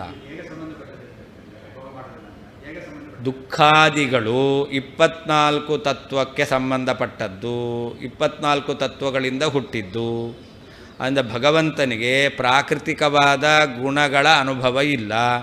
24 ತತ್ವಗಳು ಪ್ರಾಕೃತಿಕ, ಅದರಿಂದ ಹುಟ್ಟಿರ್ತಕ್ಕಂಥ ದುಃಖಾದಿಗಳು ಪ್ರಾಕೃತಿಕ, ಅದು ಭಗವಂತನಿಗೆ ಅನುಭವಕ್ಕೆ ಇಲ್ಲ. ಅದೇ ಅನಶ್ನನ್. ಜೀವಳ ಒಳಗಡೆ ಭಗವಂತ ಇದ್ದಾನೆ. ಜೀವರ ಒಳಗಡೆ ಇದ್ದುಕೊಂಡು ಜೀವರು ಅನುಭವಿಸುವಂತಹ ಸುಖಾದಿಗಳನ್ನು ಭಗವಂತ ಅನುಭವಿಸ್ತಾನೆ. ಶುಭಂ ಪಿಬತ್ಯಸೋ ನಿತ್ಯಂ ನಾಶುಭಂ ಸ ಹರಿಪ್ಪಬೇತ್. ಶ್ರೋತ್ರಂ ಚಕ್ಷುಸ್ಪರ್ಶನಂಚ ರಸನಂಗ್ರಹಣಮೇವ ಚ ಅಧಿಷ್ಠಾಯಂ ಮನಶ್ಚಾಯಂ ವಿಷಯಾನ್ ಉಪಸೇವತೆ. ಸೇವತೆ ಅದಕ್ಕೇನರ್ಥ ಅಂತಂದರೆ ಜೀವ ಅಸಾಧು ಸಾಧುವತ್ ಅಶ್ನಾತಿ. ಪರಮಾತ್ಮ ಜೀವ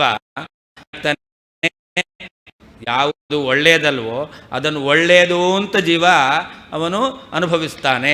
ಆದರೆ ಭಗವಂತ ಆ ರೀತಿಯಲ್ಲಿ ಅನುಭವಿಸೋದಿಲ್ಲ ಅಂತ ಅರ್ಥ ಅದಕ್ಕೆ ಅನಶ್ನನ್ ಅನ್ನೋದಕ್ಕೆ.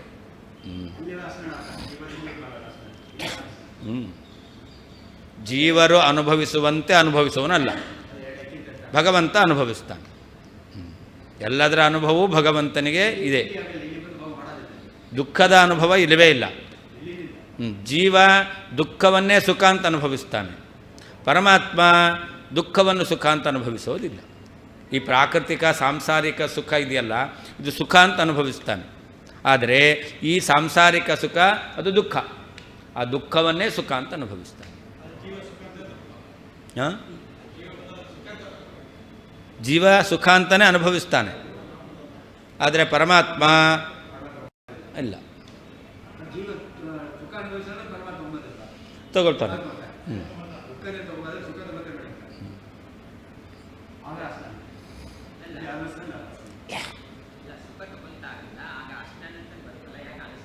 ಅದೇ ಹೇಳಿದ್ದು ಅನಷ್ಟನ. ಅದಕ್ಕೆ ತಿನ್ನೋದು ಅಂದರೆ ಏನರ್ಥ?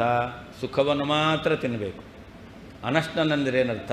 ಜೀವ ಅಶ್ನ ತಿಂತಾನೆ, ಭೋಗಿಸ್ತಾನೆ. ಆ ರೀತಿಯಲ್ಲಿ ಭಗವಂತ ಭೋಗಿಸೋದಿಲ್ಲ, ಅದು ಅನಶ್ನನ್ ಅಂತ ಅರ್ಥ. ಜೀವನಂತೆ ಭಗವಂತ ಅನುಭವಿಸುವನಲ್ಲ, ಅನಶ್ನನ್ ಅಂತ ಅರ್ಥ. ಏನಂತ?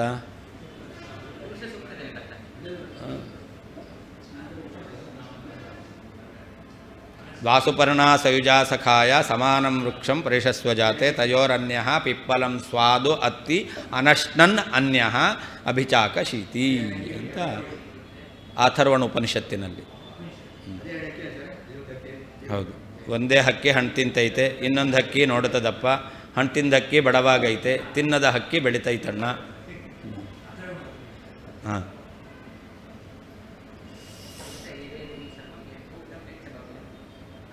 ಉತಾಮೃತತ್ವಶೇಷಾನಃ ಅಲ್ಲಿ. ಹಾಂ,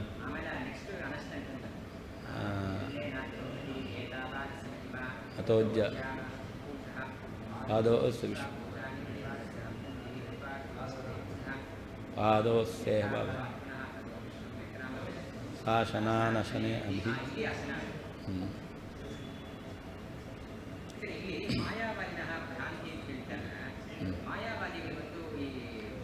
ಅಲ್ಲಿ ಶ್ರುತಿ ಮಜಾನತಃ ಮಾಯಾವಾದಿನಃ ಭ್ರಾಂತೈಕ ಮೂಲತ್ವ ಅಲ್ಲಿಗೆ ಅನ್ವಯ. ಮಾಯಾವಾದಿಗಳಿಗೂ ಕೂಡ ಭಗವಂತನೋ ಇದನ್ನೆಲ್ಲ ಅನುಭವಿಸ್ತಾನೆ ಅಂತ ಹೇಳ್ತಾರಲ್ಲ. ಹಾಂ, ಸಗುಣ ಬ್ರಹ್ಮನಿಗೆಲ್ಲ ಇದೆ ಅಂತ ಹೇಳ್ತಾರಲ್ಲ, ಎಲ್ಲ ಇದೆ ಅಂತ ಅರ್ಥ. ಅದು ಭ್ರಾಂತೈಕ ಮೂಲತ್ವ.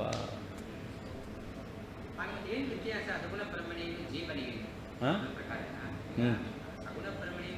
ಸಗುಣ ಬ್ರಹ್ಮ ಅಲ್ಲಿ ಉತ್ತಮತ್ವ ಇದೆ, ಸೃಷ್ಟಿಯಾದಿ ವ್ಯಾಪಾರವನ್ನು ಮಾಡ್ತಾನೆ. ಸಗುಣ ಬ್ರಹ್ಮ ಮಾಡಿದಂಥ ಸೃಷ್ಟಿಯಾದಿ ವ್ಯಾಪಾರದಿಂದ ಸಂಸಾರದಲ್ಲಿ ಜೀವ ದುಃಖಾದಿಗಳನ್ನು ಅನುಭವಿಸ್ತಾನೆ. ಅಂದರೆ ಸಗುಣ ಬ್ರಹ್ಮ ಅವನಿಂದ ಸೃಷ್ಟಿಯಾದಿ ವ್ಯಾಪಾರ, ಅದರಿಂದ ಜೀವ ಸಂಸಾರದ ದುಃಖ ಅನುಭವಿಸುವುದು. ಮಮ ತದುಭಯ ವಸ್ತುಕೃತ. ಉಭಯ ವಸ್ತು ಅಂತಂದರೆ ಒಂದು 24 ತತ್ವಗಳು, ಇನ್ನೊಂದು 24 ತತ್ವಗಳಿಂದ ಹುಟ್ಟಿದ ಶರೀರ. ಈ ಎರಡೂ ವಸ್ತುವಿನಿಂದ ಆಗಿರತಕ್ಕಂಥ ಬಂಧನ ಕಥಂ ಸ್ಯಾತ್, ಇರಲಿಕ್ಕೆ ಹೇಗೆ ಸಾಧ್ಯ? ಇಲ್ಲವೇ ಇಲ್ಲ. ಕಿಂತು ಗುಣಸ್ಯ ಅಪ್ರಧಾನಸ್ಯ ಜೀವಸ್ಯ, ಅಲ್ಲಿ ಗುಣತಃ ಅಂತ, ಗುಣಸ್ಯ ಮಾಯಾಮೂಲತ್ವಾತ್. ಗುಣಸ್ಯ ಅಂತಂದರೆ ಅಪ್ರಧಾನ ಅಂತ ಅರ್ಥ. ಅಪ್ರಧಾನನಾದಂಥ ಜೀವನಿಗೆ ಆ ದುಃಖಾದಿಗಳಿದೆ. ಗುಣಸ್ಯ ಅಪ್ರಧಾನಸ್ಯ ಜೀವಸ್ಯೈವ ಮಾಯಾಮೂಲತ್ವಾತ್. ಇಲ್ಲಿಗೆ ಹಿಂದೆಳಿದು ಮಾಯಾ ಅಮೂಲತ್ವಾತ್, ಮಾಯಾ ಮೂಲತ್ವಾತ್, ಅದಕ್ಕೆ ಪ್ರಕೃತಿ ಮೂಲತ್ವಾತ್. ಜೀವ ಏನಾಗಿದ್ದಾನೆ? ಪ್ರಕೃತಿ ಮೂಲಕವಾದ ಶರೀರವನ್ನು ಹೊಂದಿದ್ದಾನೆ. ಪ್ರಕೃತಿ ಅಂತಂದರೆ 24 ತತ್ವಗಳು, ಆ ತತ್ವದಿಂದ ಹುಟ್ಟಿರ್ತಕ್ಕಂಥ ಶರೀರ, ಅದನ್ನು ಹೊಂದಿದ್ದಾನೆ. ಆದ್ದರಿಂದ ಪ್ರಾಕೃತಿಕ ದೇಹಕತ್ವಾತ್ ಇತಿ ಯಾವತ್, ಜೀವನಿಗೆ ಪ್ರಾಕೃತಿಕವಾದ ದೇಹ ಇದೆ. ಅದರಿಂದಾಗಿ ಗುಣಭೂತನಾದ ಜೀವನಿಗೆ ಈ ಬಂಧ ಎಂಬತಕ್ಕಂಥದ್ದು ಇದೆ, ಜನನ ಮರಣಾದಿ ದುಃಖ ಇದೆ, ಸಂಸಾರ ಇದೆ, ಅವನು ಬದ್ಧ ಅಂತ ಅರ್ಥ. ಏನು ಲೋಕದಲ್ಲಿ ಗೌಣ ಅಂತ ಹೇಳ್ತೀರ, ಗೌಣ ಅಂತ ಶಬ್ದ ಪ್ರಯೋಗ ಮಾಡ್ತೀರ, ಪ್ರಧಾನ ಗೌಣ. ಹಂಗೆ ಗೌಣ ಅಂದರೆ ಏನರ್ಥ? ಗುಣಭೂತವಾದದ್ದು ಅಂತ ಅರ್ಥ. ಗೌಣ ಶಬ್ದಕ್ಕೆ ಗುಣಭೂತವಾದದ್ದು. ಗುಣ ಅಂದ್ರೇನು? ಅಪ್ರಧಾನ ಅಂತ ಅರ್ಥ. ಗೌಣ ಅದೇ ನೀವು ಲೋಕದಲ್ಲಿ ವ್ಯವಹಾರ ಮಾಡ್ತೀರಲ್ಲ, ಗೌಣ ಅಂತ, ಗೌಣ ಅಂತ ಹೇಳ್ತೀರ, ಪ್ರಧಾನ ಗೌಣ ಅಂತ ಹೇಳ್ತೀರ. ಪ್ರಧಾನ ಗೌಣ ಅಂತ ಹೇಳಿದಾಗ ಅಲ್ಲಿ ಪ್ರಧಾನ ಅಂದರೆ ಮುಖ್ಯ, ಗೌಣ ಅಂದರೆ ಅಪ್ರಧಾನ, ಅದನ್ನೇ ಗುಣಭೂತ ಅಂತ ಕರೀತಾರೆ.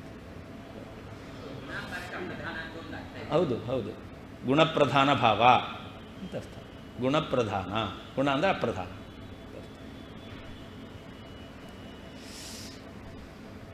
ಬಂಧನಂ ಯುಕ್ತಮಿತಿ ಭಾವ. ಜೀವನು ಪ್ರಾಕೃತಿಕ ದೇಹವುಳ್ಳವನಾಗಿದ್ದಾನೆ, ಆದ್ದರಿಂದ ಜೀವನಿಗೆ ಬಂಧನ ಎಂಬತಕ್ಕಂಥದ್ದು ಕೂಡುತ್ತೆ ಅಂತ ಅರ್ಥ. ಕಿಂಚ ವಸ್ತುತಃ ಉಕ್ತದ್ವಿವಿಧ ವಸ್ತುತಃ ಮೋಕ್ಷೋಪಿ ಮೋಚನಂ ತತ್ಪರಿತ್ಯಾಗಃ ಇತಿ ಯಾವತ್ ಮೇ ನ. ವಸ್ತುತಃ ಮೋಕ್ಷ ಅಪಿ ಮೇ ನ ಅಂತ ಇಟ್ಕೊಳ್ಬೇಕು. ಭಗವಂತನಿಗೆ ಹಿಂದೆ ಹೇಳಿರ್ತಕ್ಕಂತಹ 2 ವಿಧವಾದ ವಸ್ತು, 24 ತತ್ವಗಳಿಂದ ಬಿಡುಗಡೆ ಇಲ್ಲ, 24 ತತ್ವಗಳಿಂದ ಉಂಟಾದ ಶರೀರದಿಂದ ಬಿಡುಗಡೆಯೂ ಇಲ್ಲ. ಯಾಕಿಲ್ಲ? ಭಗವಂತನಿಗೆ 24 ತತ್ವಗಳ ಬಂಧನ ಇಲ್ಲ. ಬಂಧನ ಇದ್ದರೆ 24 ತತ್ವಗಳಿಂದ ಬಿಡುಗಡೆ ಅಂತ ಆಗ್ಬೋದಾಗಿತ್ತು. ಭಗವಂತನಿಗೆ 24 ತತ್ವಗಳಿಂದ ಹುಟ್ಟಿದ ಶರೀರ ಇಲ್ಲ, ಹಿಂದೆ ಹೇಳಿದ್ರಲ್ಲ ಪ್ರತಿಯೋಗಿ ಇಲ್ಲ ಅಂತಾದರೆ ಧ್ವಂಸ ಇರಲಿಕ್ಕೆ ಸಾಧ್ಯ ಇಲ್ಲ ಅಂತ. ಆದ್ದರಿಂದ ಭಗವಂತನಿಗೆ ತನ್ನಿಮಿತ್ತಕ ದುಃಖಾದೇಹೇ ಔಪನಿಷದೇ ಮಯಿ ಪ್ರಾಪ್ತು ಅಶಕ್ಯತ್ವೇನ ತದ್ಭೀತೇ ಅಭಾವಾತ್. ಶ್ರೌತ ಸರ್ವಸ್ಯ ಸರ್ವವ್ಯಾಪಿತ್ವ ಲಕ್ಷಣಾಯ ತನ್ನಿಯಾಮಕತೆಯ ತೇಷು ಪ್ರವಿಶ್ಯೈವ ತಿಷ್ಠಾಮೀತಿ ಭಾವ ಅಂತ. ಅದರಿಂದ ಭಗವಂತ ಏನಾಗಿದ್ದಾನೆ, ಎರಡು ವಿಧವಾಗಿರ್ತಕ್ಕಂತಹ ವಸ್ತುಗಳು 24 ತತ್ವ ಮತ್ತು 24 ತತ್ವಗಳಿಂದ ಉಂಟಾದ ಶರೀರ, ಇವುಗಳಿಂದ ಮೋಚನ, ಬಿಡುವಿಕೆ ಅದು ಭಗವಂತನಿಗಿಲ್ಲ. ಯಾಕೆ? ಭಗವಂತ ಪಡ್ಕೊಂಡಿದ್ರೆ ಬಿಡೋದು, ಮಠಕ್ಕೆ ಬಂದೇ ಬಿಟ್ಟೋದೆ ಅಂತ ಹೇಳ್ಬೋದು. ಊಟಕ್ಕೆ ಕೂತೆ ಅರ್ಧದಲ್ಲಿ ಬಿಟ್ಟೋದೆ ಅಂತೆ, ಊಟಕ್ಕೆ ಕೂತಿರ್ಬೇಕು, ಊಟಕ್ಕೆ ಕೂತಿದ್ರೆ ಅರ್ಧದಲ್ಲಿ ಬಿಟ್ಟೋದೆ ಅಂತ ಹೇಳ್ಬೋದು. ಊಟಕ್ಕೆ ಕೊಡಲಿಲ್ಲ ಅಂದರೆ ಬಿಟ್ಟೋದೆ ಅಂತ ಹೇಳಿ ಬರುತ್ತಾ? ಹಾಗೆ ಭಗವಂತನಲ್ಲಿ 24 ತತ್ವಗಳ ಸಂಬಂಧ ಇಲ್ಲ, ಆದ್ದರಿಂದಾಗಿ ಪರಿತ್ಯಾಗ ಇಲ್ಲ. 24 ತತ್ವಗಳಿಂದ ಹುಟ್ಟಿದ ಶರೀರ ಪ್ರಾಪ್ತಿ ಇಲ್ಲ, ಆದ್ದರಿಂದಾಗಿ ಭಗವಂತನಿಗೆ ಅಂಥ ಶರೀರದಿಂದ ಬಿಡುಗಡೆ ಇಲ್ಲ. ಎರಡು 24 ತತ್ವ ಅದರಿಂದ ಹುಟ್ಟಿದ್ದ ಶರೀರ, ಭಗವಂತನಿಗೆ ಆ ಶರೀರವೂ ಇಲ್ಲ.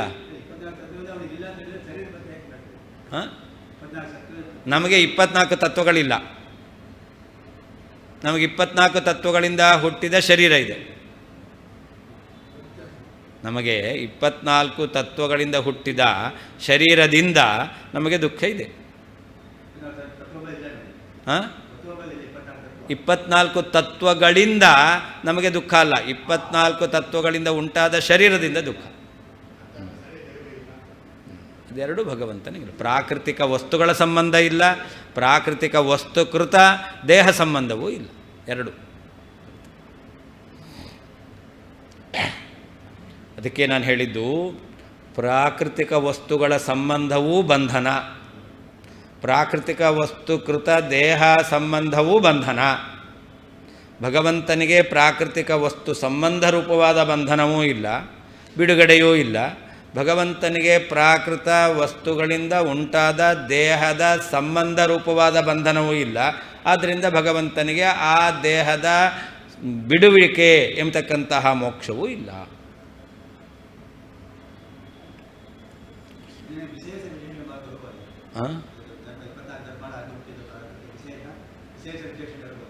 ಯಾವುದು ವಿಶೇಷ? ಏನು ವಿಶೇಷ ಅಂತ? ಅದಕ್ಕೆ ಕಾರ್ಯಕಾರಣ ಭಾವ ಇರೋದು. ಅಲ್ಲ, ಮಣ್ಣಿನಿಂದ ಮಡಕೆ, ವಿಶೇಷಣ ವಿಶೇಷ ಅಂತ ಅದನ್ನು ಹೇಳಲ್ಲ. ಕಾರ್ಯಕಾರಣಗಳನ್ನು ವಿಶೇಷಣ ವಿಶೇಷ ಅಂತೇನು ಹೇಳಲ್ಲ. ಮಡಿಕೆ ಮಣ್ಣು, ಮಣ್ಣಿನಿಂದ ಮಡಕೆ ಅಂತ ಹೇಳ್ತೇವೆ. ಅಲ್ಲಿ ವಿಶೇಷ ವಿಶೇಷಣ ಭಾವ ಅಂತ ಹೇಳ್ತೀರಾ? ಕಾರ್ಯಕಾರಣ ಭಾವನೆ ಹೇಳು. ಹಾಗೆ ದೇಹಕ್ಕೂ 24 ತತ್ವಗಳಿಗೂ ಹೌದು ಹೌದು.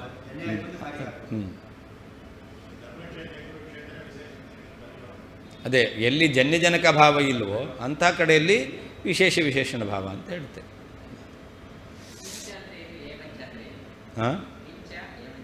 ಕಿಂಚ ಅಂದರೆ ಅಲ್ಲದೆ, ಏವಂಚ ಅಂದರೆ ಆದ್ದರಿಂದ, ಹಿಂದೆ ಹೇಳಿದ್ದ ಅಲ್ಲದೆ ಅಂತ.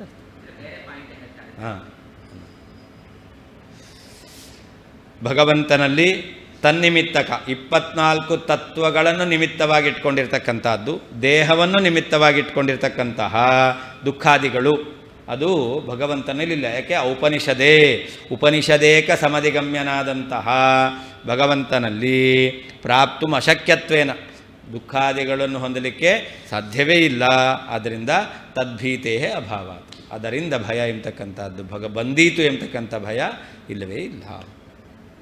ಇನ್ನು ಶ್ರೌತ ವ್ಯಾಪಿತ್ವ ಲಕ್ಷಣಾಯ ತನ್ನಿಯಾಮಕತೆಯ ತೇಷು ಪ್ರವಿಶ್ಯೈವ ತಿಷ್ಠಾಮೀತಿ ಭಾವ. ಭಗವಂತ 24 ತತ್ವ ನಿಮಿತ್ತಕವಾದಂತಹ ಶರೀರ, 24 ತತ್ವ ನಿಮಿತ್ತಕವಾದ ದುಃಖ ಇದು ಭಗವಂತನಿಗಿಲ್ಲ. ಯಾಕೆ? ಪರಮಾತ್ಮ ಸರ್ವವ್ಯಾಪಿ. ಸರ್ವವ್ಯಾಪಿ ಆದ್ದರಿಂದಾಗಿ ಎಲ್ಲ ಕಡೆಯಲ್ಲಿದ್ದಾನೆ. ಎಲ್ಲ ಕಡೆಯಲ್ಲಿದ್ದಾನೆ ಅಂದರೆ ಎಲ್ಲಿರಬೇಕು? 24 ತತ್ವಗಳಲ್ಲೂ ಇರಬೇಕು, 24 ತತ್ವಕೃತವಾದ ಶರೀರದಲ್ಲಿ ಇರಬೇಕು. ಎಲ್ಲ ಕಡೆಯಲ್ಲಿಯೂ ಕೂಡ ನಾನು ನಿಯಾಮಕನಾಗಿ ಇದ್ದೇನೆ. ನಿಯಾಮಕನಾಗಿದ್ದೇನೆ ನಾನು. ಅದರಿಂದ ನನ್ನ ನಿಯಮನಕ್ಕೆ ಒಳಪಟ್ಟಂತಹ ಈ 24 ತತ್ವಗಳು ಶರೀರ ಅದು ನನ್ನ ದುಃಖಕ್ಕೆ ಕಾರಣ ಅಲ್ಲ.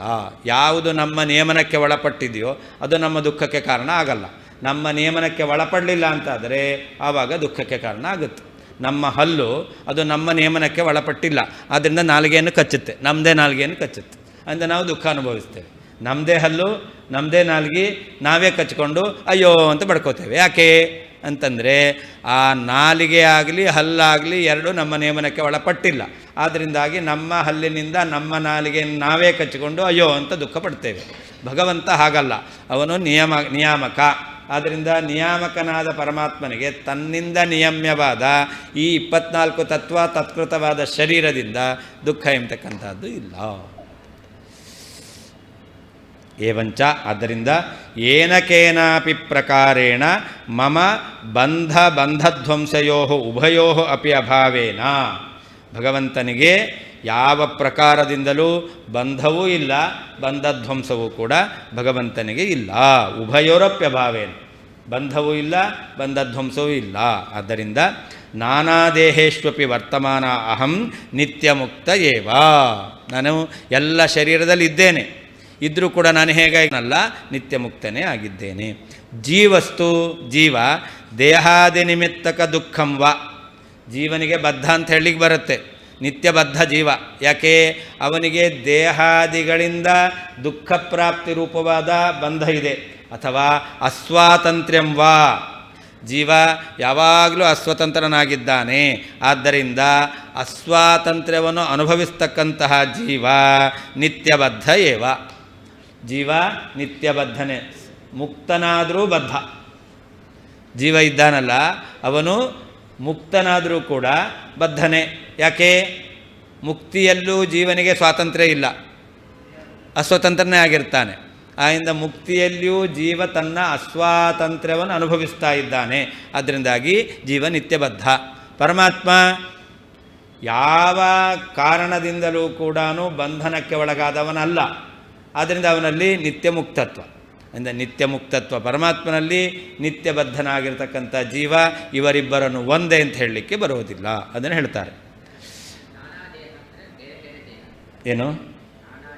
ಅನೇಕ ಜೀವಿಗಳ ದೇಹ, ಅನೇಕ ಜೀವಿಗಳ ನಾನಾ ವಿಧವಾದ ದೇಹ, ಪ್ರಾಣಿ ಪಶು ಪಕ್ಷಿ ಕ್ರಿಮಿ ಕೀಟ ಇಂತಹ ದೇಹ.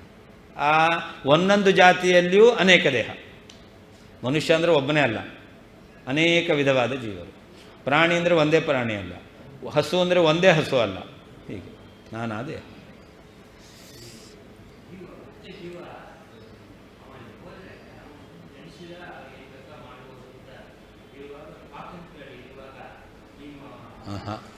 ಭಗವಂತ ಅವನಿಗೆ ಅಂತಹ ಒಂದು ಅವಕಾಶವನ್ನು ಕೊಟ್ಟಿರ್ತಾನೆ, ಅನುಗ್ರಹವನ್ನು ಮಾಡಿರ್ತಾನೆ. ಅಂದರೆ ಭಗವಂತನ ನಿಯಮನಕ್ಕೆ ಒಳಪಟ್ಟೇ ಆ ಜೀವ ಪಡೆಯೋದು. ನಮ್ಮ ಮನೆಗೆ ಬಂದಿರ್ತೀರಾ, ನೀವು ಹೇಳ್ತೀರಾ, ನಾನು ಹೇಳ್ತೇನೆ ನೀವು ನಮ್ಮ ಮನೇದು ಏನು ಬೇಕಾದರೂ ಉಪಯೋಗ ಮಾಡಿಕೊಳ್ಳ್ರಿ ಅಂತ. ಅಂದ ಮಾತ್ರಕ್ಕೆ ನಿಮಗೆ ಸ್ವಾತಂತ್ರ್ಯ ಇಲ್ಲ ಅಲ್ಲಿ ಅಲ್ವಾ?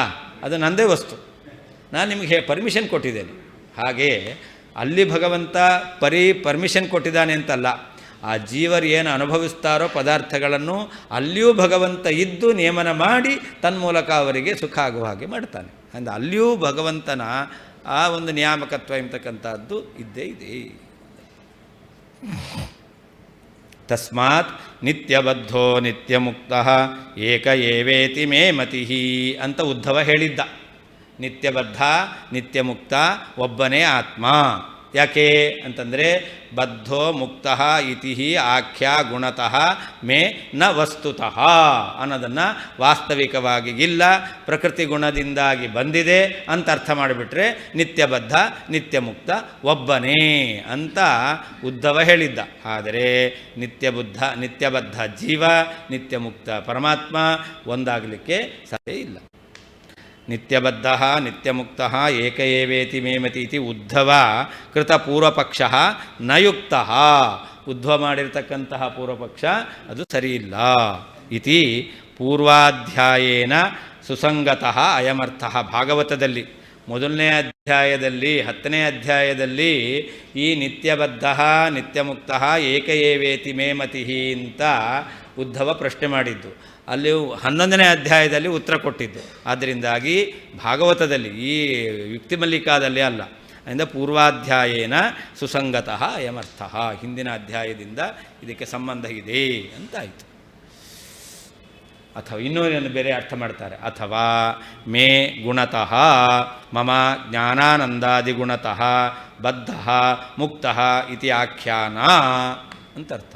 ನನಗೆ ಜ್ಞಾನಾನಂದಾದಿ ಗುಣಗಳಿಂದ ಬದ್ಧನಾಗಿದ್ದೇನೆ, ಜ್ಞಾನಾನಂದಾದಿ ಗುಣಗಳಿಂದ ಮುಕ್ತನಾಗಿದ್ದೇನೆ ಎಂಬತಕ್ಕಂಥ ಹೆಸರು ನನಗಿಲ್ಲ. ಹಾಗೆ ಮೇ ವಸ್ತುತಃ, ವಸ್ತು ಅಂದ್ರೇನು? ಮಮ ಚತುರ್ಭುಜಾದಿ ದೇಹ ವೈಕುಂಠಾದಿ ಗೇಹ ಲಕ್ಷ್ಮ್ಯಾದಿ ವನಿತಾಖ್ಯ ವಸ್ತುತಃ ಬಂಧನಂ ಮೋಕ್ಷಶ್ಚನ ಅಂತ. ವಸ್ತು ಅಂತಂದರೆ ಯಾವುದು? ಲೋಕದಲ್ಲಿ ವಸ್ತು ಅಂತಂದರೆ ದೇಹ, ಇದು ಒಂದು ವಸ್ತು. ಆಮೇಲೆ ಗೇಹ ಮನೆ, ಅದು ಮಡದಿ, ಇದೆಲ್ಲ ವಸ್ತು ಅಂತ ಹೇಳ್ತೇವೆ. ಇದೆಲ್ಲ ಜೀವನಿಗೆ ಬಂಧಕ್ಕೆ ಕಾರಣ. ದೇಹ ಇದೆ, ಆದ್ದರಿಂದಲೇ ರೋಗ ಬರೋದು. ದೇಹವೇ ಇಲ್ಲ ಅಂದರೆ ರೋಗ ಬರ್ತಿತ್ತಾ? ಇಲ್ಲ. ಹಾಗಾಗಿ ರೋಗದಿಂದ ನಾವು ದುಃಖ ಅನುಭವಿಸ್ತಾ ಇದ್ದೇವೆ ದೇಹ ಇರೋದರಿಂದ. ಮನೆ ರಿಪೇರಿ ಬಂತು, ದುಃಖ ಆಗುತ್ತೋ ಇಲ್ಲ? ಖರ್ಚಾಗತ್ತೆ ಅಂತ ಒಂದು, ರಿಪೇರಿ ಸರಿ ಮಾಡಲ್ಲ ಅಂತ ಒಂದು, ಅಂತಲ್ಲಿ ಎಷ್ಟು ದುಃಖ ಇದೆ. ಆದ್ದರಿಂದ ಗೇಹ, ಅದರಿಂದ ದುಃಖ ಜೀವನಿಗಿದೆ. ಹೆಂಡತಿ ಪ್ರಾಣ ಹೆಂಡತಿ ಅಂತಿದ್ದೇ ಇದೆ, ಆದ್ದರಿಂದ ವನಿತಾದಿಗಳಿಂದ ದುಃಖ ಇದೆ. ಮಕ್ಕಳು ಮೊಮ್ಮಕ್ಕಳು ಇದೆಲ್ಲ ಅದರ ಆಗು ವನಿತಾ ಆದಿ. ಹೆಂಡತಿಗೆ ಗಂಡ ಅಂತಂದರೆ ಗಂಡಾಂತರ. ಈ ರೀತಿಯಲ್ಲಿ ವಸ್ತುಗಳಿಂದ ಬಂಧ ಮೋಕ್ಷ ಜೀವನಿಗಿದೆ. ಮದುವೆ ಆಗೋಕ್ಕಿಂತ ಮೊದಲು ಬಂಧ ಇರಲಿಲ್ಲ, ಮದುವೆ ಆದಮೇಲೆ ಬಂಧ ಬಂತು, ಮದುವೆ ಆದಮೇಲೆ ಸತ್ತೋದ್ರು ಅಂತ ಡೈವರ್ಸ್ ಆಯಿತು ಅಂದರೆ ಮೋಕ್ಷ ಆಯಿತು. ಈ ರೀತಿಯಲ್ಲಿ ಜೀವನಿಗೆ ಇದೆ. ಆದರೆ ಭಗವಂತನಿಗೆ ವಸ್ತುವಿನಿಂದ ಬಂಧವೂ ಇಲ್ಲ, ಮೋಕ್ಷವೂ ಇಲ್ಲ, ಗುಣದಿಂದ ಬಂಧವೂ ಇಲ್ಲ, ಮೋಕ್ಷವೂ ಇಲ್ಲ ಅಂತ. ಯಾಕೆ ಅಂತ ಅದನ್ನು ಹೇಳ್ತಾರೆ. ದೇಹ ಗೇಹಾದಿ ವಸ್ತುವ ತನ್ನಿಮಿತ್ತ ಸುಖಾದ್ಯನುಭವವ ಸಂಸಾರ ಇತಿ ಲೋಕೆ ದೃಷ್ಟಂ. ಲೋಕದಲ್ಲಿ ಸಂಸಾರ ಬಂಧನ ಅಂದರೆ ಏನಂತ ಕರೀತಾರೆ? ದೇಹ ಚತುರ್ಭುಜ. ಪರಮಾತ್ಮನಿಗೆ 4 ಕೈಗಳಿದೆ. ಅಂತಹ 4 ಕೈಗಳಿರತಕ್ಕಂಥ ದೇಹ, ಆ ದೇಹವೇ ಅದರಿಂದ ದೇಹದಿಂದ ಬಿಡುಗಡೆ, ಇದು ಮೋಕ್ಷ ಅಂತ ಹೇಳಬೇಕು. ದೇಹ ನಮಗೆ 2 ಕೈ ಇರುವ ದೇಹ, ಭಗವಂತನಿಗೆ 4 ಕೈ ಇರುವಂಥ ದೇಹ. ಆ ದೇಹದಿಂದ ಬಿಡುಗಡೆ ಭಗವಂತನಿಗಿಲ್ಲ. ಯಾವಾಗಲೂ ಭಗವಂತ 4 ಕೈ ಉಳ್ಳವನೇ ಆಗಿರ್ತಾನೆ. ಅದು ಗೇಹ. ನಮ್ಮ ಮನೆ ಅಂದರೆ ಮನೆಗೆ ವೈಕುಂಠ ಅಂತ ಹೆಸರಿಟ್ಟಿರ್ಬೋದು ಅಷ್ಟೇ, ಆದರೆ ಅದೇನು ವೈಕುಂಠ ಅಲ್ಲ. ಆದರೆ ಭಗವಂತನ ಮನೆ ವೈಕುಂಠವೇ. ಯಾಕೆ? ಅಲ್ಲಿ ಯಾವ ರೀತಿಯಾಗಿರ್ತಕ್ಕಂತಹ ತೊಂದರೆಯೂ ಇಲ್ಲ. ವೈಕುಂಠ ಅಂದರೆ ಅದು, ಕುಂಠ ಅಂತಂದರೆ ಡಿಫೆಕ್ಟು, ವಿಕುಂಠ ಅಂತಂದರೆ ಡಿಫೆಕ್ಟ್ ಇಲ್ಲ, ಬರೀ ಎಫೆಕ್ಟೇ ಇರೋದು ಅಂತ ಅರ್ಥ. ಆದರೆ ನಮ್ಮನೇಲಿ ಡಿಫೆಕ್ಟಿನ ಎಫೆಕ್ಟೇ ಜಾಸ್ತಿ ಇರುತ್ತೆ. ಆದ್ದರಿಂದ ವೈಕುಂಠ ಹೆಸರಿಟ್ಟರೂ ಕೂಡ ಅದು ವೈಕುಂಠ ಅಲ್ಲ. ಭಗವಂತನಿಗೆ ಹೆಂಡತಿ ಯಾರು? ಲಕ್ಷ್ಮಿಯ ಹೆಂಡತಿ. ಭಗವಂತನಿಗೆ ಮನೆ ಅಂದರೆ ವೈಕುಂಠ, ಭಗವಂತನಿಗೆ ದೇಹ ಅಂದರೆ 4, 8, 16, 32 ಎಷ್ಟು ಬೇಕಾದ್ರೆ ಕೈ ಇಟ್ಕೊಳ್ರಿ. ಚತುರ್ಭುಜಾದಿ ಆಯಿತಾ? 2, 4 ಯಾವ ಕೈಗಳು ಆಗ್ಬೋದು ಭಗವಂತ. ಅಷ್ಟು ಕೈ ಇರ್ತಕ್ಕಂಥ ದೇಹ, ಅದರಿಂದ ಭಗವಂತನಿಗೆ ದುಃಖ ಇಲ್ಲ. ವೈಕುಂಠ, ಅನಂತಾಸನ, ಶ್ವೇತದ್ವೀಪ ಅಥವಾ ಈ ಎಲ್ಲ ಜೀವರ ದೇಹ, ಅಲ್ಲಿ ಭಗವಂತ ಇದ್ದಾನೆ. ತನ್ನಿಮಿತ್ತಕ ಗೇಹ ನಿಮಿತ್ತಕವಾದಂತಹ ದುಃಖ ಇಲ್ಲ. ಹೆಂಡತಿ ಲಕ್ಷ್ಮ್ಯಾದಿ, ಲಕ್ಷ್ಮೀ, ಶ್ರೀ, ಸತ್ಯಭಾಮ, ರುಕ್ಮಿಣಿ ಮೊದಲಾಗಿರ್ತಕ್ಕಂಥವರು, ಅವರ ನಿಮಿತ್ತಕವಾಗಿರ್ತಕ್ಕಂಥ ದುಃಖವೂ ಕೂಡ ಭಗವಂತನಿಗೆ ಇಲ್ಲ.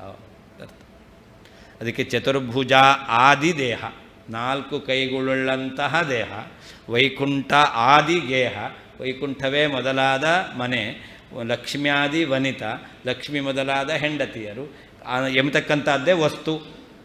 ಈ ವಸ್ತುಗಳ ನಿಮಿತ್ತಕ ಬಂಧನವು ಭಗವಂತನಿಗೆ ಇಲ್ಲ, ಮೋಕ್ಷವೂ ಇಲ್ಲ ಅಂತ. ಲೋಕದಲ್ಲಿ ದೇಹಗೇಹಾದಿ ವಸ್ತುವ ತನ್ನಿಮಿತ್ತ ಸುಖಾದ್ಯನುಭವವ ಸಂಸಾರ ಇತಿ ಲೋಕೆ ದೃಷ್ಟಂ. ಲೋಕದಲ್ಲಿ ಸಂಸಾರ ಅಂದ್ರೇನು? ಈ ಶರೀರ ಅಥವಾ ಮನೆ ಅಥವಾ ಮಡದಿ ಮಕ್ಕಳು ಇದೆಲ್ಲವನ್ನು ಕೂಡ ಸಂಸಾರ ಅಂತ ಕರೀತಾರೆ. ಅಷ್ಟೇ ಅಲ್ಲ, ತನ್ನಿಮಿತ್ತಕ ಸುಖ ದುಃಖಾದಿಗಳನ್ನು ಹೊಂದುತ್ತಾನಲ್ಲ, ಇದನ್ನು ಸಂಸಾರ ಅಂತ ಹೇಳ್ತಾರೆ. ಆದರೆ ಮಯಿ ತದುಭಯಮಪಿ ನ ಸಂಸಾರ ಹೇತು ಇತಿ ಭಾವ. ನನ್ನಲ್ಲಿ ಆಗಬೇಕಾದ್ರೆ ಈ ಎರಡು ಯಾವುದು ಜ್ಞಾನಾನಂದಾದಿ ಗುಣಗಳ ಸಂಬಂಧ, ಹಾಗೇ ಈ ಮನೆ ಮಡದಿ ದೇಹ ಈ ವಸ್ತುಗಳು ಗುಣ ಮತ್ತು ವಸ್ತು ಇದೆರಡೂ ಕೂಡ ನನಗೇನಲ್ಲ ಸಂಸಾರಕ್ಕೆ ಕಾರಣ ಅಲ್ಲ. ನ ಸಂಸಾರ ಹೇತುವು, ದುಃಖಕ್ಕೆ ಕಾರಣ ಅಲ್ಲ. ಯಾಕೆ? ತತ್ರ ಹೇತು, ಅಲ್ಲಿ ಕಾರಣ ಹೇಳ್ತಾ ಇದ್ದಾರೆ. ಗುಣಸ್ಯ ಮಾಯಾ ಮೂಲತ್ವಾತ್ ಅಂತ. ಗುಣಸ್ಯ ಭಗವಂತನಲ್ಲಿರತಕ್ಕಂಥ ಗುಣ ಇದೆಯಲ್ಲ, ಅದು ಮಾಯಾ ಅಮೂಲ, ಪ್ರಕೃತಿಯನ್ನು ಕಾರಣವನ್ನಾಗಿ ಹೊಂದಿರತಕ್ಕಂಥದ್ದಲ್ಲ.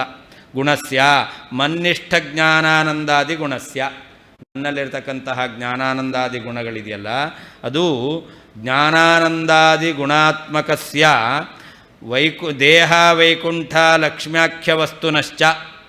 ಭಗವಂತನ ದೇಹ ಇದೆಯಲ್ಲ ಅದು ಜ್ಞಾನಾನಂದಾತ್ಮಕವಾದದ್ದು, ಭಗವಂತನ ಮನೆ ಇದೆಯಲ್ಲ ಅದು ಜ್ಞಾನಾನಂದಾತ್ಮಕವಾದದ್ದು, ಭಗವಂತನ ಮಡದಿ ಇದ್ದಾಳಲ್ಲ ಅವಳು ಕೂಡ ಜ್ಞಾನಾನಂದಾತ್ಮಕಳಾದವಳು. ಆದ್ದರಿಂದ ಜ್ಞಾನಾನಂದಾತ್ಮಕವಾದ ದೇಹ, ಜ್ಞಾನಾನಂದಾತ್ಮಕವಾದ ಗೇಹ, ಜ್ಞಾನಾನಂದಾತ್ಮಕವಾದ ಪತ್ನಿ ಆಗಿದ್ದಾರೆ. ಆದ್ದರಿಂದಾಗಿ ಗುಣಸ್ಯ ಮಾಯಾ ಅಮೂಲತ್ವಾತ್, ಜ್ಞಾನಾನಂದಾತ್ಮಕವೇ ಆಗಿರೋದ್ರಿಂದಾಗಿ ನನಗೆ ತತ್ಕೃತವಾದ ಸಂಸಾರ ಎಂಬತಕ್ಕಂಥದ್ದು ಇಲ್ಲ. ಮಾಯಾಮೂಲತ್ವಾತ್, ಮಾಯಾಮೂಲತ್ವ ಅಭಾವಾತ್, ಮಾಯಾ ಅಮೂಲತ್ವಾತ್ ಅಂತ ವಿಭಾಗ ಮಾಡಿಕೊಳ್ಬೇಕು. ಮಾಯಾ ಮೂಲಕ ಅಲ್ಲದು ಅಂತ ಅರ್ಥ. ಹಾಕ್ಬೇಕು ಅಮೂಲತ್ವಾತ್. ಅದನ್ನು ಎರಡು ರೀತಿಯಲ್ಲಿ ವಿಭಾಗ ಮಾಡ್ಬೋದು. ಮಾಯಾ ಮೂಲಂ ಯಸ್ಯ ತತ್ ಮಾಯಾ ಮೂಲಂ, ಯಸ್ಯ ಸಹ ಮಾಯಾ ಮೂಲಃ. ಮಾಯಾ ನ ಮೂಲಂ ಅಮೂಲಂ, ಮಾಯಾ ಅಮೂಲಂ ಯಸ್ಯ ಅಂತಲೂ ಮಾಡ್ಬೋದು. ಪ್ರಕೃತಿ ಮೂಲ ದೇಹ ಗೇಹಾದಿಕಂ ತಜ್ಜನ್ಯ ಸುಖಾದಿಕಂಚ ಲೋಕೆ ಸಂಸಾರ ಇತಿ ಪ್ರಸಿದ್ಧಂ. ಪ್ರಕೃತಿ ಮೂಲಕವಾದಂತಹ ದೇಹ, ಗೇಹಾದಿಗಳು, ಪ್ರಾಕೃತಿಕವಾದ ಗೇಹಾದಿಗಳು ಅದರಿಂದ ಬಂದಿರತಕ್ಕಂತಹ ಯಾವುದು ದುಃಖಾದಿಗಳು ಸುಖಾದಿಗಳು, ಇದನ್ನು ಲೋಕದಲ್ಲಿ ಸಂಸಾರ ಅಂತ ಕರೀತಾ ಇದ್ದಾರೆ. ಮಮ ಗುಣಾಃ ವಸ್ತೂನಿ ಚ ಶ್ರುತಿಸ್ಮೃತಿಷು ಅಪ್ರಾಕೃತತೆಯ ಪ್ರಸಿದ್ಧಾ. ಭಗವಂತನಲ್ಲಿರ್ತಕ್ಕಂಥ ಗುಣ, ಭಗವಂತನಲ್ಲಿರ್ತಕ್ಕಂತಹ ವಸ್ತು ಅಂತಂದರೆ ದೇಹ ಗೇಹ ಮಡದಿ ಇದೆಲ್ಲವೂ ಕೂಡ ಶ್ರುತಿಸ್ಮೃತಿಗಳಲ್ಲಿ ಏನು ಹೇಳಿದ್ದಾರೆ? ಅಪ್ರಾಕೃತ ಎಂಬುದಾಗಿ ವರ್ಣನೆ ಮಾಡಿದ್ದಾರೆ. ಭಗವಂತನ ಗುಣವೂ ಅಪ್ರಾಕೃತ, ಭಗವಂತನಲ್ಲಿರುವಂಥ ವಸ್ತುಗಳು ಕೂಡ ಅಪ್ರಾಕೃತ ಎಂಬುದಾಗಿ ಹೇಳಿದ್ದಾರೆ. ಅತಃ ಕಥಂ ತೈಹಿ ಸಂಸಾರ ಇತಿ ಭಾವ. ಅಪ್ರಾಕೃತವಾದಂತಹ ಈ ವಸ್ತುಗಳಿಂದ ನನಗೆ ಸಂಸಾರ ಇರಲಿಕ್ಕೆ ಹೇಗೆ ಸಾಧ್ಯ ಅಂತ. ಅಥವಾ ಇನ್ನೊಂದು ರೀತಿ ಅರ್ಥ ಮಾಡ್ತಾರೆ. ಯದ್ವಾ ಗುಣತಃ ಸಂಸಾರತ್ವೇನ ಅಭಿಮತ ಜೀವ ದೇಹಜನ್ಯ ಅನಿತ್ಯ ಜ್ಞಾನಸುಖಾದಿಗುಣತಃ ಮೇ ಬದ್ಧ ಮುಕ್ತ ಇತಿ ಆಖ್ಯಾ ನಾ ಅಂತ. ಗುಣತ ಅಂತಂದರೆ ಜೀವರ ದೇಹದಿಂದ ಹುಟ್ಟಿರ್ತಕ್ಕಂತಹ ಜ್ಞಾನಾದಿ ಗುಣಗಳು. ಈ ಜ್ಞಾನಾದಿ ಗುಣಗಳಿಂದ ಭಗವಂತನು ಬದ್ಧನಾಗಿದ್ದಾನೆ, ಭಗವಂತನು ಜ್ಞಾನಾದಿ ಗುಣಗಳಿಂದ ಮುಕ್ತನಾಗಿದ್ದಾನೆ ಎಂಬುದಾಗಿ ಇಲ್ಲವೇ ಇಲ್ಲ ಅಂತ ಅರ್ಥ. ಗುಣತಃ ಅಂದರೆ ಸಂಸಾರತ್ವೇನ ಅಭಿಮತ, ಸಂಸಾರ ಎಂಬುದಾಗಿ ಕರೆಯತಕ್ಕಂಥದ್ದು ಯಾವುದು? ಜೀವನ ದೇಹ, ಜೀವನಿಗೆ ದೇಹದಿಂದ ಉಂಟಾಗಿರ್ತಕ್ಕಂತಹ ಅನಿತ್ಯವಾದ ಜ್ಞಾನ, ಹಾಗೆ ಅನಿತ್ಯವಾದ ಸುಖ, ಈ ಎಲ್ಲ ಗುಣಗಳಿಂದ ಏನು ಸಂಸಾರ ಅಂತ ಹೇಳ್ತಾರೆ. ಆದರೆ ಮೇ ಬಂಧನಂ ಮೋಕ್ಷಶ್ಚನ, ಆ ಬಂಧನ ಮೋಕ್ಷ ಇಲ್ಲ. ಯಾಕೆ? ಅತ್ರಾಪಿ ಹೇತು, ಇಲ್ಲಿಯೂ ಕೂಡ ಗುಣಸ್ಯ ಮಾಯಾ ಮೂಲತ್ವಾದಿತಿ ಅಂತ. ಏನರ್ಥ? ಗುಣಸ್ಯ ಅಂದರೆ ಅನಿತ್ಯವಾಗಿರ್ತಕ್ಕಂತಹ ಯಾವ ಜ್ಞಾನಾನಂದಾದಿ ಗುಣಗಳಿದೆಯಲ್ಲ ಅದು ಮಾಯಾ ಮೂಲಕ. ಅಂದರೆ ಏನರ್ಥ? ಗುಣಸ್ಯ ತ್ರಿಗುಣಾತ್ಮಕತೆಯ ಗುಣಪದವಾಚ್ಯಸ್ಯ ದೇಹಗೇಹಾದೇಶ್ಚ ಮಾಯಾ ಮೂಲತ್ವಾತ್ ಪ್ರಕೃತಿ ಮೂಲತ್ವಾತ್ ಅಂತ. ಗುಣ ಅನ್ನೋದಕ್ಕೆ ಎರಡರ್ಥ. ಒಂದು ಜ್ಞಾನಾನಂದಾದಿ ಗುಣಗಳು, ಈ ಶರೀರದ ಬಂದಿರತಕ್ಕಂತಹ ಗುಣ. ಇನ್ನೊಂದು ಗುಣ ಅಂತಂದರೆ ತ್ರಿಗುಣಾತ್ಮಕವಾದ್ರಿಂದಾಗಿ ಗುಣಪದವಾಚ್ಯವಾಗಿರ್ತಕ್ಕಂಥದ್ದು ಈ ದೇಹಗೇಹಾದಿಗಳು. ಇದನ್ನು ಗುಣ ಅಂತ ಕರೀತಾರೆ. ಯಾಕೆ? ಇದು ತ್ರಿಗುಣಜನ್ಯ. ಅಂದರೆ ತ್ರಿಗುಣಜನ್ಯವಾದ್ದರಿಂದಾಗಿ ಈ ನಮ್ಮ ಶರೀರ, ನಮ್ಮ ಮನೆ ಇದೆಲ್ಲವನ್ನು ಕೂಡ ಗುಣ ಅಂತ ಕರೀತಾ ಇದ್ದಾರೆ. ಇಂತಹ ಗುಣ ಅದು ಮಾಯಾ ಮೂಲಕ, ಅಂದರೆ ಏನರ್ಥ, ಪ್ರಕೃತಿಯನ್ನು ಮೂಲ ವಸ್ತುವನ್ನಾಗಿ ಹೊಂದಿರತಕ್ಕಂಥದ್ದು. ನಮ್ಮ ಜ್ಞಾನಾನಂದಾದಿಗಳಿಗೂ ಕೂಡ ಪ್ರಾಕೃತಿಕ, ಪ್ರಕೃತಿಯನ್ನೇ ಮೂಲವಾಗಿ ಹೊಂದಿರತಕ್ಕಂಥದ್ದು. ಅಷ್ಟೇ ಅಲ್ಲ, ನಮಗಿರ್ತಕ್ಕಂತಹ ಈ ದೇಹ, ಮನೆ ಇದವು ಕೂಡ ಪ್ರಕೃತಿಯಿಂದ ಉಂಟಾಗಿರ್ತಕ್ಕಂಥದ್ದು. ಆದ್ದರಿಂದಾಗಿ ಗುಣಸ್ಯ ಮಾಯಾಮೂಲತ್ವ ಅಂತ. ಯಾವುದು? ಯಾವುದು? ಸತ್ವಜಸ್ತಮೋ ಗುಣಗಳಿಂದಲೇ ಮಹತ್ತತ್ವಾದಿಗಳ ಅಭಿವ್ಯಕ್ತಿ. ಮಹತ್ತತ್ವಾದಿಗಳಿಂದ 24 ತತ್ವಗಳಿಂದ ಶರೀರ. ಆದ್ದರಿಂದಾಗಿ ಈ ತ್ರಿಗುಣ ಎಂಬತಕ್ಕಂಥದ್ದು ಅದು ಶರೀರಕ್ಕೆ ಕಾರಣ. ಮಹತ್ತತ್ವಾದಿಗಳು ತ್ರಿಗುಣ ಕಾರ್ಯ, ತ್ರಿಗುಣ ಕಾರ್ಯವಾದ ಮಹತ್ತತ್ವಾದಿಗಳಿಂದ ಶರೀರ. ಅದರಿಂದಾಗಿ ಶರೀರವೂ ಕೂಡ ಗುಣ ಅಂತ ಕರೀತಾರೆ.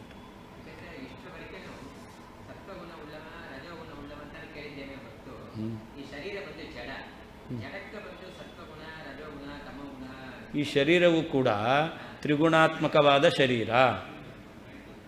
ಈ ಗುಣ ಶರೀರ ಇದೆಯಲ್ಲ, ಇದು ತ್ರಿಗುಣಾತ್ಮಕವಾದ ಶರೀರ. ಅಂದರೆ ಏನರ್ಥ? ಸತ್ವರಜಸ್ತಮೋ ಗುಣಗಳಿಂದ ಹುಟ್ಟಿದ ಮಹತ್ತತ್ವಾದಿಗಳಿಂದ ನಿರ್ಮಿತವಾದದ್ದು ಅಂತ ಅರ್ಥ. ಮೂಲ ವಸ್ತು ಅದು. ಅದಕ್ಕೂ ಮೂಲ, ಗುಣಕ್ಕೂ ಮೂಲ ಯಾವುದು? ಪ್ರಕೃತಿ. ಅದು ಉಪಾದಾನ ಅಂತ. ಹೌದು, ಅದು ಬೇರೆ.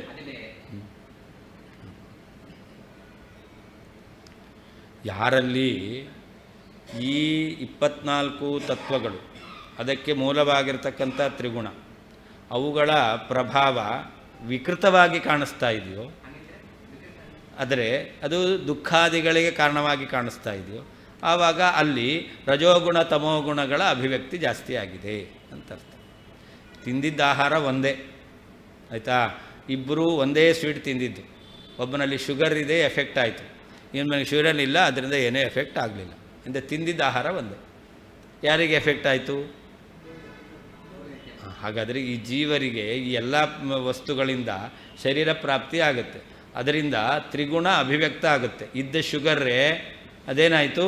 ಜಾಸ್ತಿ ಆಗಿ ಕಾಣಿಸ್ಕೊಳ್ತು. ಅಂದರೆ ಯಾವುದರಿಂದ ಆದದ್ದು? ಅದೇ ಸ್ವೀಟಿಂದ. ಹಾಗಾದ್ರೆ ಇವನಲ್ಲಿ ಇದೆ. ಹಾಗೆ ಇವನ ಸ್ವಭಾವದಲ್ಲಿ ಅಂತಹ ದುರ್ಗುಣ ಇರೋದರಿಂದಾಗಿ ಆ ಪದಾರ್ಥಗಳಿಂದ ಅದು ಅಭಿವ್ಯಕ್ತವಾಗುತ್ತೆ. ಭಗವಂತನಿಗೆ ಪ್ರಕೃತಿಯ ಸಂಬಂಧ ಇಲ್ಲ. ಯಾಕೆ? ಮಾಯಾಂ ವಿದಸ್ಯ ಚಿಚ್ಛಕ್ತ್ಯ ಪುರುಷಃ ಪ್ರಕೃತೆ ಪರಃ ಇತಿ ಭಾಗವತ ವಾಕ್ಯಾತ್ ಮತ್ತಃ ಅತಿದೂರತ್ವಾತ್ ತದುಪಾದಾನಕ ಪ್ರಾಕೃತ ಗುಣ ದೇಹಾದಿ ನಿಮಿತ್ತ ಬಂಧಃ ತತಃ ಮೋಕ್ಷಶ್ಚ ಮಮ ಕಥಂ ಸ್ಯಾದಿತಿ ಭಾವಃ. ಭಗವಂತ ತನ್ನ ಚಿಚ್ಛಕ್ತಿಯ ಜ್ಞಾನಶಕ್ತಿ, ಸ್ವರೂಪಭೂತವಾದ ಶಕ್ತಿಯಿಂದ ಅವನೇನಾಗಿದ್ದಾನೆ? ಮಾಯಾಂ ವಿದಸ್ಯ, ಮಾಯವನ್ನು, ಪ್ರಕೃತಿಯನ್ನು ದೂರ ಮಾಡಿಕೊಂಡಿದ್ದಾನೆ. ಭಗವಂತನಿಗೆ ಪ್ರಕೃತಿ ಸಂಬಂಧ ಎಂಬತಕ್ಕಂಥದ್ದಿಲ್ಲ. ಪ್ರಕೃತಿಯಲ್ಲಿದ್ದರೂ ಕೂಡ ಪ್ರಕೃತಿಯ ದೋಷದ ಲೇಪ ಭಗವಂತನಿಗೆ ಇಲ್ಲ. ಅದರಿಂದ ಮಾಯಾಂ ವಿದಸ್ಯ, ದೂರ ಮಾಡಿಕೊಂಡು ಪ್ರಕೃತಿ ಪರಹ, ಪ್ರಕೃತಿಯನ್ನು ಮೀರಿ ನಿಂತವನು. ಪ್ರಕೃತಿಯಗೂ ಮೀರಿ ನಿಂತ ಭಗವಂತನಿಗೆ ಆ ಪ್ರಕೃತಿಯ ಪರಿಣಾಮ ಶರೀರಾದಿಗಳು, ಅದರಿಂದ ಆಗತಕ್ಕಂತಹ ದುಃಖಾದಿಗಳು ಸಂಸಾರ ಬರಲಿಕ್ಕೆ ಹೇಗೆ ಸಾಧ್ಯ? ಅದನ್ನ ಬದ್ಧ ಮುಕ್ತ ಅಂತ ಆ ಭಗವಂತನನ್ನು ಹೇಳಲಿಕ್ಕೆ ಬರುವುದಿಲ್ಲ. ಪ್ರಕೃತೇ ಪರಃ ಪುರುಷಃ, ಭಗವಂತ. ಜೀವ ಪ್ರಕೃತಿ ಪರ ಅಲ್ಲ. ಹೌದು, ಪುರುಷ ಪ್ರಕೃತಿ ಪರಃ ಅಂತ ಹೇಳಿದ್ದಾರೆ. ಪ್ರಕೃತಿ ಪರಃ ಪುರುಷ ಯಾರು? ಪರಮಾತ್ಮನೇ, ಜೀವ ಅಲ್ಲ. ಜೀವ ಪ್ರಕೃತಿ ಬದ್ಧ.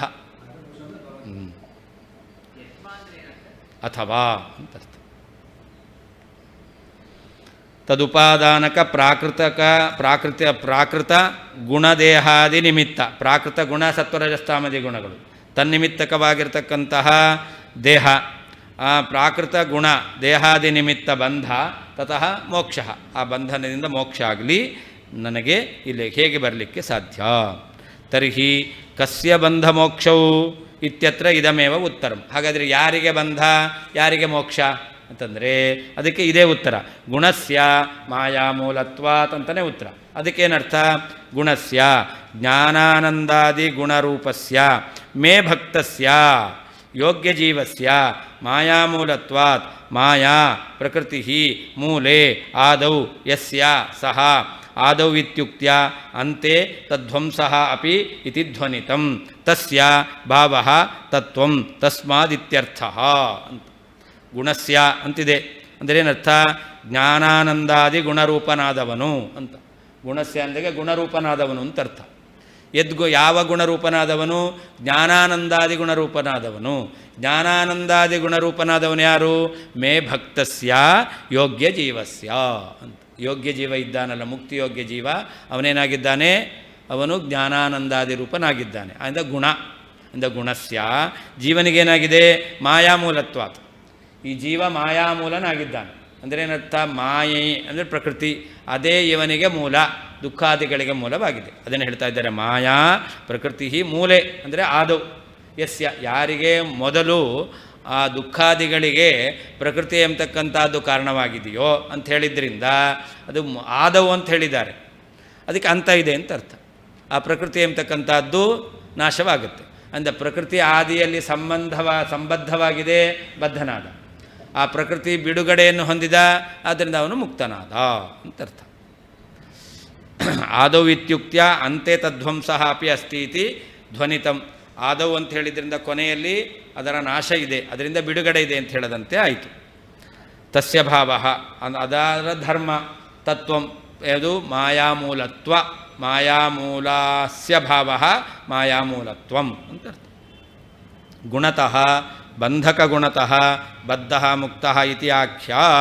ಗುಣಸ್ಯ ಜೀವಸ್ಯ ಯೋಗ್ಯಜೀವಸ್ಯ ಮಾಯಾಮೂಲತ್ವಾತ್, ಮಾಯವೇ ಅವನಿಗೆ ಮೂಲ ಆದಿಯಾಗಿರೋದ್ರಿಂದಾಗಿ ಅವನಿಗೆ ಗುಣತಃ ಈ ಪ್ರಾಕೃತಿಕವಾದ ಜ್ಞಾನಾನಂದಾದಿ ಗುಣಗಳಿಂದ ಅವನನ್ನು ಬದ್ಧ ಎಂಬುದಾಗಿ ಕರೀತಾರೆ ಅಂತ.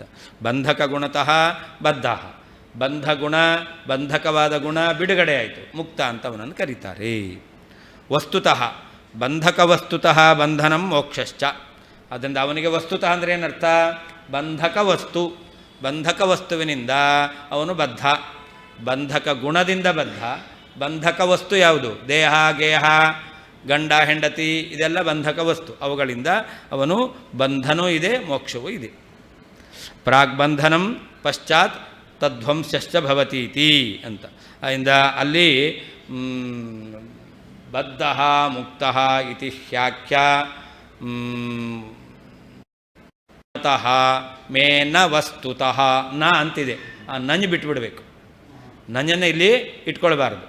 ಜೀವನಿಗಾಗಬೇಕಾದರೆ ಈ ವಸ್ತುತಃ ಗುಣತಃ ಬದ್ಧ ಮುಕ್ತ ಇತಿ ಆಖ್ಯ ಅಂತ ಹೇಳ್ತಾರೆ. ಅದಕ್ಕೆ ನಞಂ ವಿಹಾಯ ಶ್ಲೋಕದಲ್ಲಿರ್ತಕ್ಕಂತಹ ನಕಾರವನ್ನು ಬಿಟ್ಟು ನಾವು ಅರ್ಥವನ್ನು ಮಾಡಿಕೊಳ್ಬೇಕು. ಯೋಜನೀಯಂ ನಾವು ಅನ್ವಯವನ್ನು ಮಾಡಿಕೊಳ್ಬೇಕು ಅಂತ. ಆದ್ದರಿಂದ ಗುಣಸ್ಯ ಜೀವಸ್ಯ ಮಾಯಾಮೂಲತ್ವಾತ್, ಪ್ರಕೃತಿಯನ್ನು ಆದಿಯನ್ನಾಗಿ ಹೊಂದಿದವನಾಗಿದ್ದಾನೆ. ಆದ್ದರಿಂದ ಜೀವನಿಗೆ ಗುಣತಃ ಪ್ರಾಕೃತಿಕವಾದ ಗುಣಗಳಿಂದ, ವಸ್ತುತಃ ಪ್ರಾಕೃತಿಕವಾದ ವಸ್ತುಗಳಿಂದ ಬದ್ಧ ಮುಕ್ತ ಎಂಬತಕ್ಕಂಥ ಹೆಸರು ಇದೆ ಅಂತ ಅರ್ಥ. ಹಾಂ, ಭಗವಂತನಿಗಾಗಬೇಕಾದ್ರೆ ನಾನು ಅದನ್ನು ಇಟ್ಕೊಳ್ಬೇಕು. ಹಾಂ, ಭಗವನಿಗಾಗಬೇಕಾದರೆ ಜೀವನಿಗೆ ಬಂಧಕ್ಕೆ ಮೋಕ್ಷಕ್ಕೆ ಕಾರಣವಾಗಿರ್ತಕ್ಕಂತಹ ಯಾವ ಗುಣ ವಸ್ತು ಇದೆ ಅದರಿಂದ ನನಗೆ ಆ ಬಂಧ ಮೋಕ್ಷ ಎಂಬತಕ್ಕಂಥದ್ದು ಇಲ್ಲ. ಹಾಂ, ಎರಡರ್ಥ. ಹೌದು. ಹಾಂ, ಏನು ತನ್ನ ಬಗ್ಗೆನೂ ಹೇಳ್ತಾ ಇದ್ದಾನೆ. ಅವನ ಪ್ರಶ್ನೆ ನಿತ್ಯ ಮುಕ್ತ ನಿತ್ಯಬದ್ಧ ಏಕ ಏವೇತಿ ಮೇಮತಿ, ಇದಕ್ಕೆ ಉತ್ತರ ಕೊಡಬೇಕು. ಆದ್ದರಿಂದ ಜೀವ ನಿತ್ಯಬದ್ಧ ನಿತ್ಯಮುಕ್ತ, ನಾನು ನಿತ್ಯಬುದ್ಧ ನಿತ್ಯಮುಕ್ತನಲ್ಲ, ಒಂದೇ ಶಬ್ದದಿಂದ ಹೇಳ್ತಾ ಇದ್ದೀನಿ. ಹಾಂ, ಅದೇ ವಾದಿರಾಜರು ಹೇಗೆ ವಿವರಣೆ ಮಾಡಿದ್ರು ಹಾಗೆ ಇವರು ಕೂಡ ಅವರ ಅನುಗ್ರಹಕ್ಕೆ ಪಾತ್ರರಾದವರು ಅಷ್ಟು ವಿವರಣೆಯನ್ನು ನೀಡ್ತಾ ಇದ್ದಾರೆ.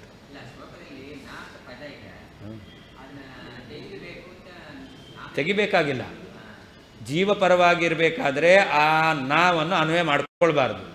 ಪರಮಾತ್ಮ ಪರವಾಗಿ ಆಗಬೇಕಾದ್ರೆ ಆ ನಾವನ್ನು ಅನ್ವಯ ಮಾಡಿಕೊಳ್ಬೇಕು. ಅಲ್ಲಿ ನಿತ್ಯಬದ್ಧ ನಿತ್ಯಮುಕ್ತ ಏಕ ಏವೇತಿ ಮೇ ಮತಿ, ನನ್ನ ಅಭಿಪ್ರಾಯ ಅಂದ. ನಿನ್ನ ಅಭಿಪ್ರಾಯ ತಪ್ಪು. ಅಂದರೆ ನಿತ್ಯದ ಜೀವ ನಾನು ಜೀವ ಅಂತ ಹೇಳಬೇಕಾದ್ರೆ ಬದ್ಧ ಮುಕ್ತ ಇತಿ ಆಖ್ಯ ಗುಣತಃ ವಸ್ತುತಃ ಗುಣಸ್ಯ ಮಾಯಾಮೂಲತ್ವಾತ್ ಅಂತ ಜೀವನಿಗೆ. ಪರಮಾತ್ಮನೇ ಆಗಬೇಕು ಬದ್ಧ ಮುಕ್ತ ಇತಿ ಆಖ್ಯ ಮೇ ನ ವಸ್ತುತಃ ಗುಣತಃ ಗುಣಸ್ಯ ಮಾಯಾಮೂಲ ಅಂತ ಪರಮಾತ್ಮ. ಇಬ್ಬರಿಗೂ ಅನ್ವಯ ಆಗುವ ಹಾಗೆ ನಾವು ಇಟ್ಕೊಳ್ಬೇಕು. ಅತಃ ಕಾದಾಚಿತ್ಕ ಮುಕ್ತತ್ವಾತ್ ಮುಕ್ತಾವಪಿ ಮದಧೀನತ್ವಾಖ್ಯ ಸುಖರೂಪಬಂಧಬದ್ಧತೆಯ ನಿತ್ಯಬದ್ಧ ಯೋಗ್ಯಜೀವಸ್ಯಾಪಿ ಯದಾ ಮೇ ನ ಐಕ್ಯಂ ತದಾ ಕಿಮುವಾಚ್ಯಂ ಸದಾ ಅನಿಷ್ಟರೂಪ ದುಃಖಬದ್ಧತೆಯ ಮುಕ್ತ್ಯನರ್ಹಯೋ ಮಧ್ಯಮ ಅಧಮಜೀವಯೋ ಐಕ್ಯಂ ನ ಇತಿ ಪೂರ್ವಪಕ್ಷ ಉತ್ತರತೆಯ ಶ್ಲೋಕಸ್ಯ ಅರ್ಥಃ ಅಂತ. ನನಗೆ ಮುಕ್ತಿಯೋಗ್ಯನಾದ ಜೀವನಿಂದಲೇ ಐಕ್ಯ ಇಲ್ಲ ಅಂತಂದ ಮೇಲೆ ಇನ್ನು ಮುಕ್ತಿಯೋಗ್ಯರಾಗಿರ್ತಕ್ಕಂತಹ ಎರಡು ಜೀವರಿದ್ದಾರೆ. ಯಾರು? ಮಧ್ಯಮರು ಅಧಮರು, ನಿತ್ಯ ಸಂಸಾರಿಗಳು ಮತ್ತು ತಮೋಯೋಗ್ಯರು. ಇವರಿಂದ ನನಗೆ ಐಕ್ಯ ಇಲ್ಲ ಅಂತೇನು ಹೇಳಬೇಕು? ಯಾರು ಮುಕ್ತಿಯೋಗ್ಯರಾಗಿದ್ದಾರೋ ಅಂತಹ ಜೀವನ ಕೇಳ್ತಾರೆ. ಕಾದಾಚಿತ್ಕ ಮುಕ್ತತ್ವಾತ್, ಮೊದಲು ಬದ್ಧನಾಗಿದ್ದ, ಭಗವಂತನ ಅನುಗ್ರಹದಿಂದ ಮುಕ್ತನಾದ. ಅಂತಹ ಮುಕ್ತಿಯನ್ನು ಹೊಂದಿರತಕ್ಕಂಥವನು ಅವನ ಮುಕ್ತಿಯನ್ನು ಹೊಂದಿದರೂ ಕೂಡ ಮುಕ್ತಾವಪಿ ಮದಧೀನತ್ವಾಖ್ಯ ಸುಖರೂಪ ಬಂಧಬದ್ಧತೆಯ, ಅವನು ನನ್ನ ಅಧೀನದಲ್ಲಿದ್ದಾನೆ, ನನ್ನ ಅಧೀನವಾದ ಸುಖವನ್ನು ಅನುಭವಿಸ್ತಾ ಇದ್ದಾನೆ, ಆದ್ದರಿಂದಲೂ ಕೂಡ ಬದ್ಧನೇ ಆಗಿದ್ದಾನೆ. ಕಾದಾಚಿತ್ಕ ಮುಕ್ತಿ ಇದೆ. ಮೊದಲು ಬದ್ಧನಾಗಿದ್ದ, ಬಂಧನದಿಂದ ಬಿಡುಗಡೆಯನ್ನು ಹೊಂದಿದ, ಅದರಿಂದಾಗಿ ಬಿಡುಗಡೆಯನ್ನು ಹೊಂದಿದ ಮೇಲೆ ಅವನು ಮುಕ್ತನಾಗ್ತಾನೆ. ಮೊದಲು ಮುಕ್ತ ಅಲ್ಲ. ಅಂದರೆ ಕಾದಾಚಿತ್ಕ, ಒಂದು ಕಾಲದಲ್ಲಿ ಅವನಿಗೆ ಮುಕ್ತ ಅಂತ ವ್ಯವಹಾರ ಮಾಡಲಿಕ್ಕಾಗತ್ತೆ. ಅಂಥವನಲ್ಲಿಯೂ ಕೂಡ ಬದ್ಧತ್ವ ಎಂಬತಕ್ಕಂಥದ್ದಿದೆ. ಅವನು ನಿತ್ಯಬದ್ಧ ಯೋಗ್ಯ ಜೀವಸ್ಯಾಪಿ, ನಿತ್ಯಬದ್ಧನಾಗಿದ್ದಾನೆ. ಅಂತಹ ಜೀವಸ್ಯಾಪಿ ಮೇ ಯದಾನ ಐಕ್ಯಂ, ನನ್ನಿಂದ ಐಕ್ಯ ಇಲ್ಲ ಅಂತ ಆದಮೇಲೆ ಕಿಮುವಾಚ್ಯಂ, ಇನ್ನೇನು ಹೇಳಬೇಕು? ಯಾರಿಂದ? ಸದಾ ಅನಿಷ್ಟರೂಪ ದುಃಖಬದ್ಧತೆಯ, ಯಾವಾಗಲೂ ಅನಿಷ್ಟರೂಪವಾಗಿರ್ತಕ್ಕಂತಹ ದುಃಖದಿಂದ ಅವನು ಸಂಬಂಧವುಳ್ಳವನಾಗಿದ್ದಾನೆ. ಯಾರು? ಮುಕ್ತಿ ಅನರ್ಹಯೋ, ಮುಕ್ತಿಗೆ ಯೋಗ್ಯರಲ್ಲದೇ ಇರತಕ್ಕಂಥವರು. ಮಧ್ಯಮ ಅಧಮ ಜೀವಯೋ, ಮಧ್ಯಮ ಜೀವರು ನಿತ್ಯ ಸಂಸಾರಿಗಳು, ಅಧಮ ಜೀವರು ನಿತ್ಯ ಅಂಧಂತಮಸ್ಸಿಗೆ ಹೋಗತಕ್ಕಂಥವ್ರು. ಅಂತಹ ಜೀವಗಳಿಂದ ಐಕ್ಯಂನ ಇತಿ, ಭಗವಂತನ ಐಕ್ಯ ಇಲ್ಲವೇ ಇಲ್ಲ ಎಂಬುದಾಗಿ ಅದನ್ನು ಪೂರ್ವಪಕ್ಷ ಉತ್ತರ ರೂಪದಲ್ಲಿ ಈ ಶ್ಲೋಕಕ್ಕೆ ಅರ್ಥ ಮಾಡಬೇಕು. ಬದ್ಧೋ ಮುಕ್ತ ಇತಿ ಹ್ಯಾಖ್ಯ ಎಂಬತಕ್ಕಂಥ ಶ್ಲೋಕಕ್ಕೆ ಅರ್ಥ ಮಾಡಬೇಕು.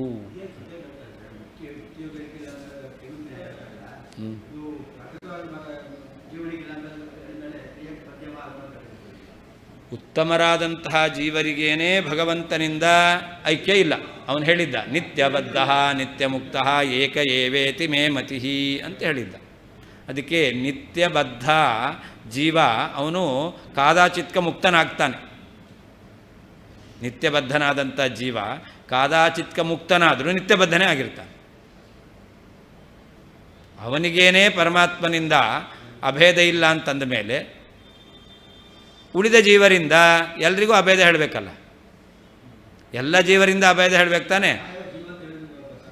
ಅದೇ ಪ್ರಾಯ ಜೀವ ಅಂದರೆ ಎಲ್ಲ ಜೀವರು ಅಂತ ಅರ್ಥ. ಎಲ್ಲ ಜೀವರಿಗೂ ಪರಮಾತ್ಮನಿಂದ ಅಭೇದ ಅಂತ ಹೇಳಿದಾಗ ಅದಕ್ಕೆ ಉತ್ತರ ಕೊಡ್ತಾ ಇದ್ದಾರೆ. ಯೋಗ್ಯರಾದ ಜೀವರಿಗೇನೇ ಭಗವಂತನಿಂದ ಅಭೇದ ಇಲ್ಲ ಅಂತಂದ ಮೇಲೆ ಎಲ್ಲ ಜೀವರು ಅಂತ ಸೇರಿಕೊಂಡಾಗ ಅಧಮ ಜೀವರು ಮಧ್ಯಮ ಜೀವರು ಸೇರಿಕೊಂಡಿದ್ದಾರೆ, ಅವರಿಗೆ ಪರಮಾತ್ಮನಿಂದ ಅಭೇದ ಹೇಗೆ ಸಾಧ್ಯ ಅಂತ ಹೇಳಿದಂತೆ.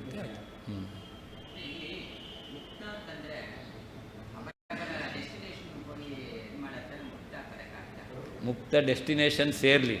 ಡೆಸ್ಟಿನೇಷನ್ ಸೇರಬೇಕಾದ್ರೆ ಅದಕ್ಕಿಂತ ಏನಾಗಬೇಕು? ಹಾಂ, ಮುಕ್ತ ಅಂದರೆ ಶಬ್ದ ಹೆಸರಿದೆ. ಹೌದು ಹೌದು ಹೌದು. ನಾವು ಮುಕ್ತ ಅಂದರೆ ಮೋಕ್ಷವನ್ನು ಪಡೆದವನು ಅಂತ ಹೇಳ್ತೇವೆ. ಮೋಕ್ಷ ಅಂತಂದ್ರೆ ಏನು ಅಂತಂದರೆ ವೈಕುಂಠಾದಿ ಸುಖಲೋಕ ಪ್ರಾಪ್ತಿಯನ್ನು ಮೋಕ್ಷ ಅಂತ ಇಟ್ಕೊಂಡ್ರೆ ಅದನ್ನು ಯೋಗ್ಯ ಜೀವಸ್ಯ ಅಂತ ಅರ್ಥ ಮಾಡಿದ್ದು. ಅದು ಒಂದು ಅರ್ಥ ಇದೆ ಅಂತ.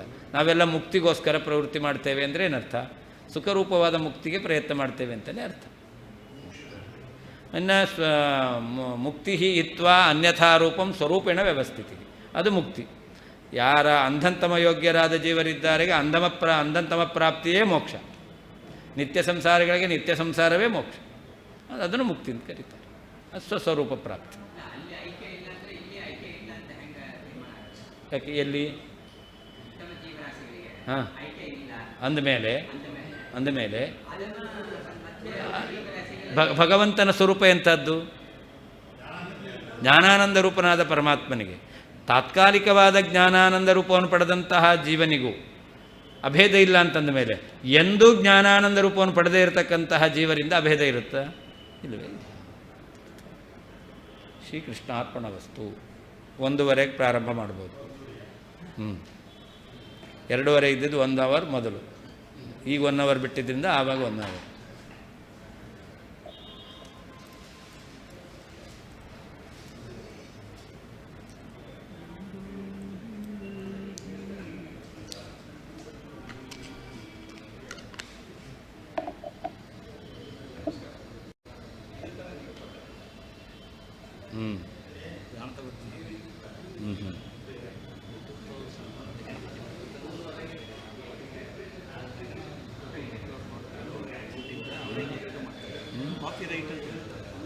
ಅದೇನಿಲ್ಲ, ಅದೇನು ಮಾಡಲಾರ, ಅದೇನಿಲ್ಲ.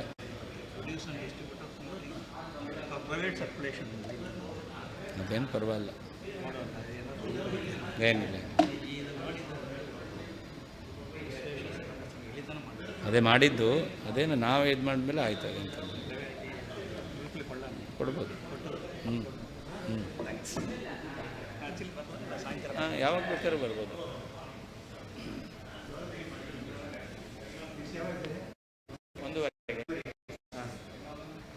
ಯಾಕೆ ರೆಸ್ಟ್ ಜಾಸ್ತಿ ಬೇಕಾ? ಹಾಂ, ಇಲ್ಲ ರೆಸ್ಟ್ ಜಾಸ್ತಿ ಬೇಕಾ ಅಂತ.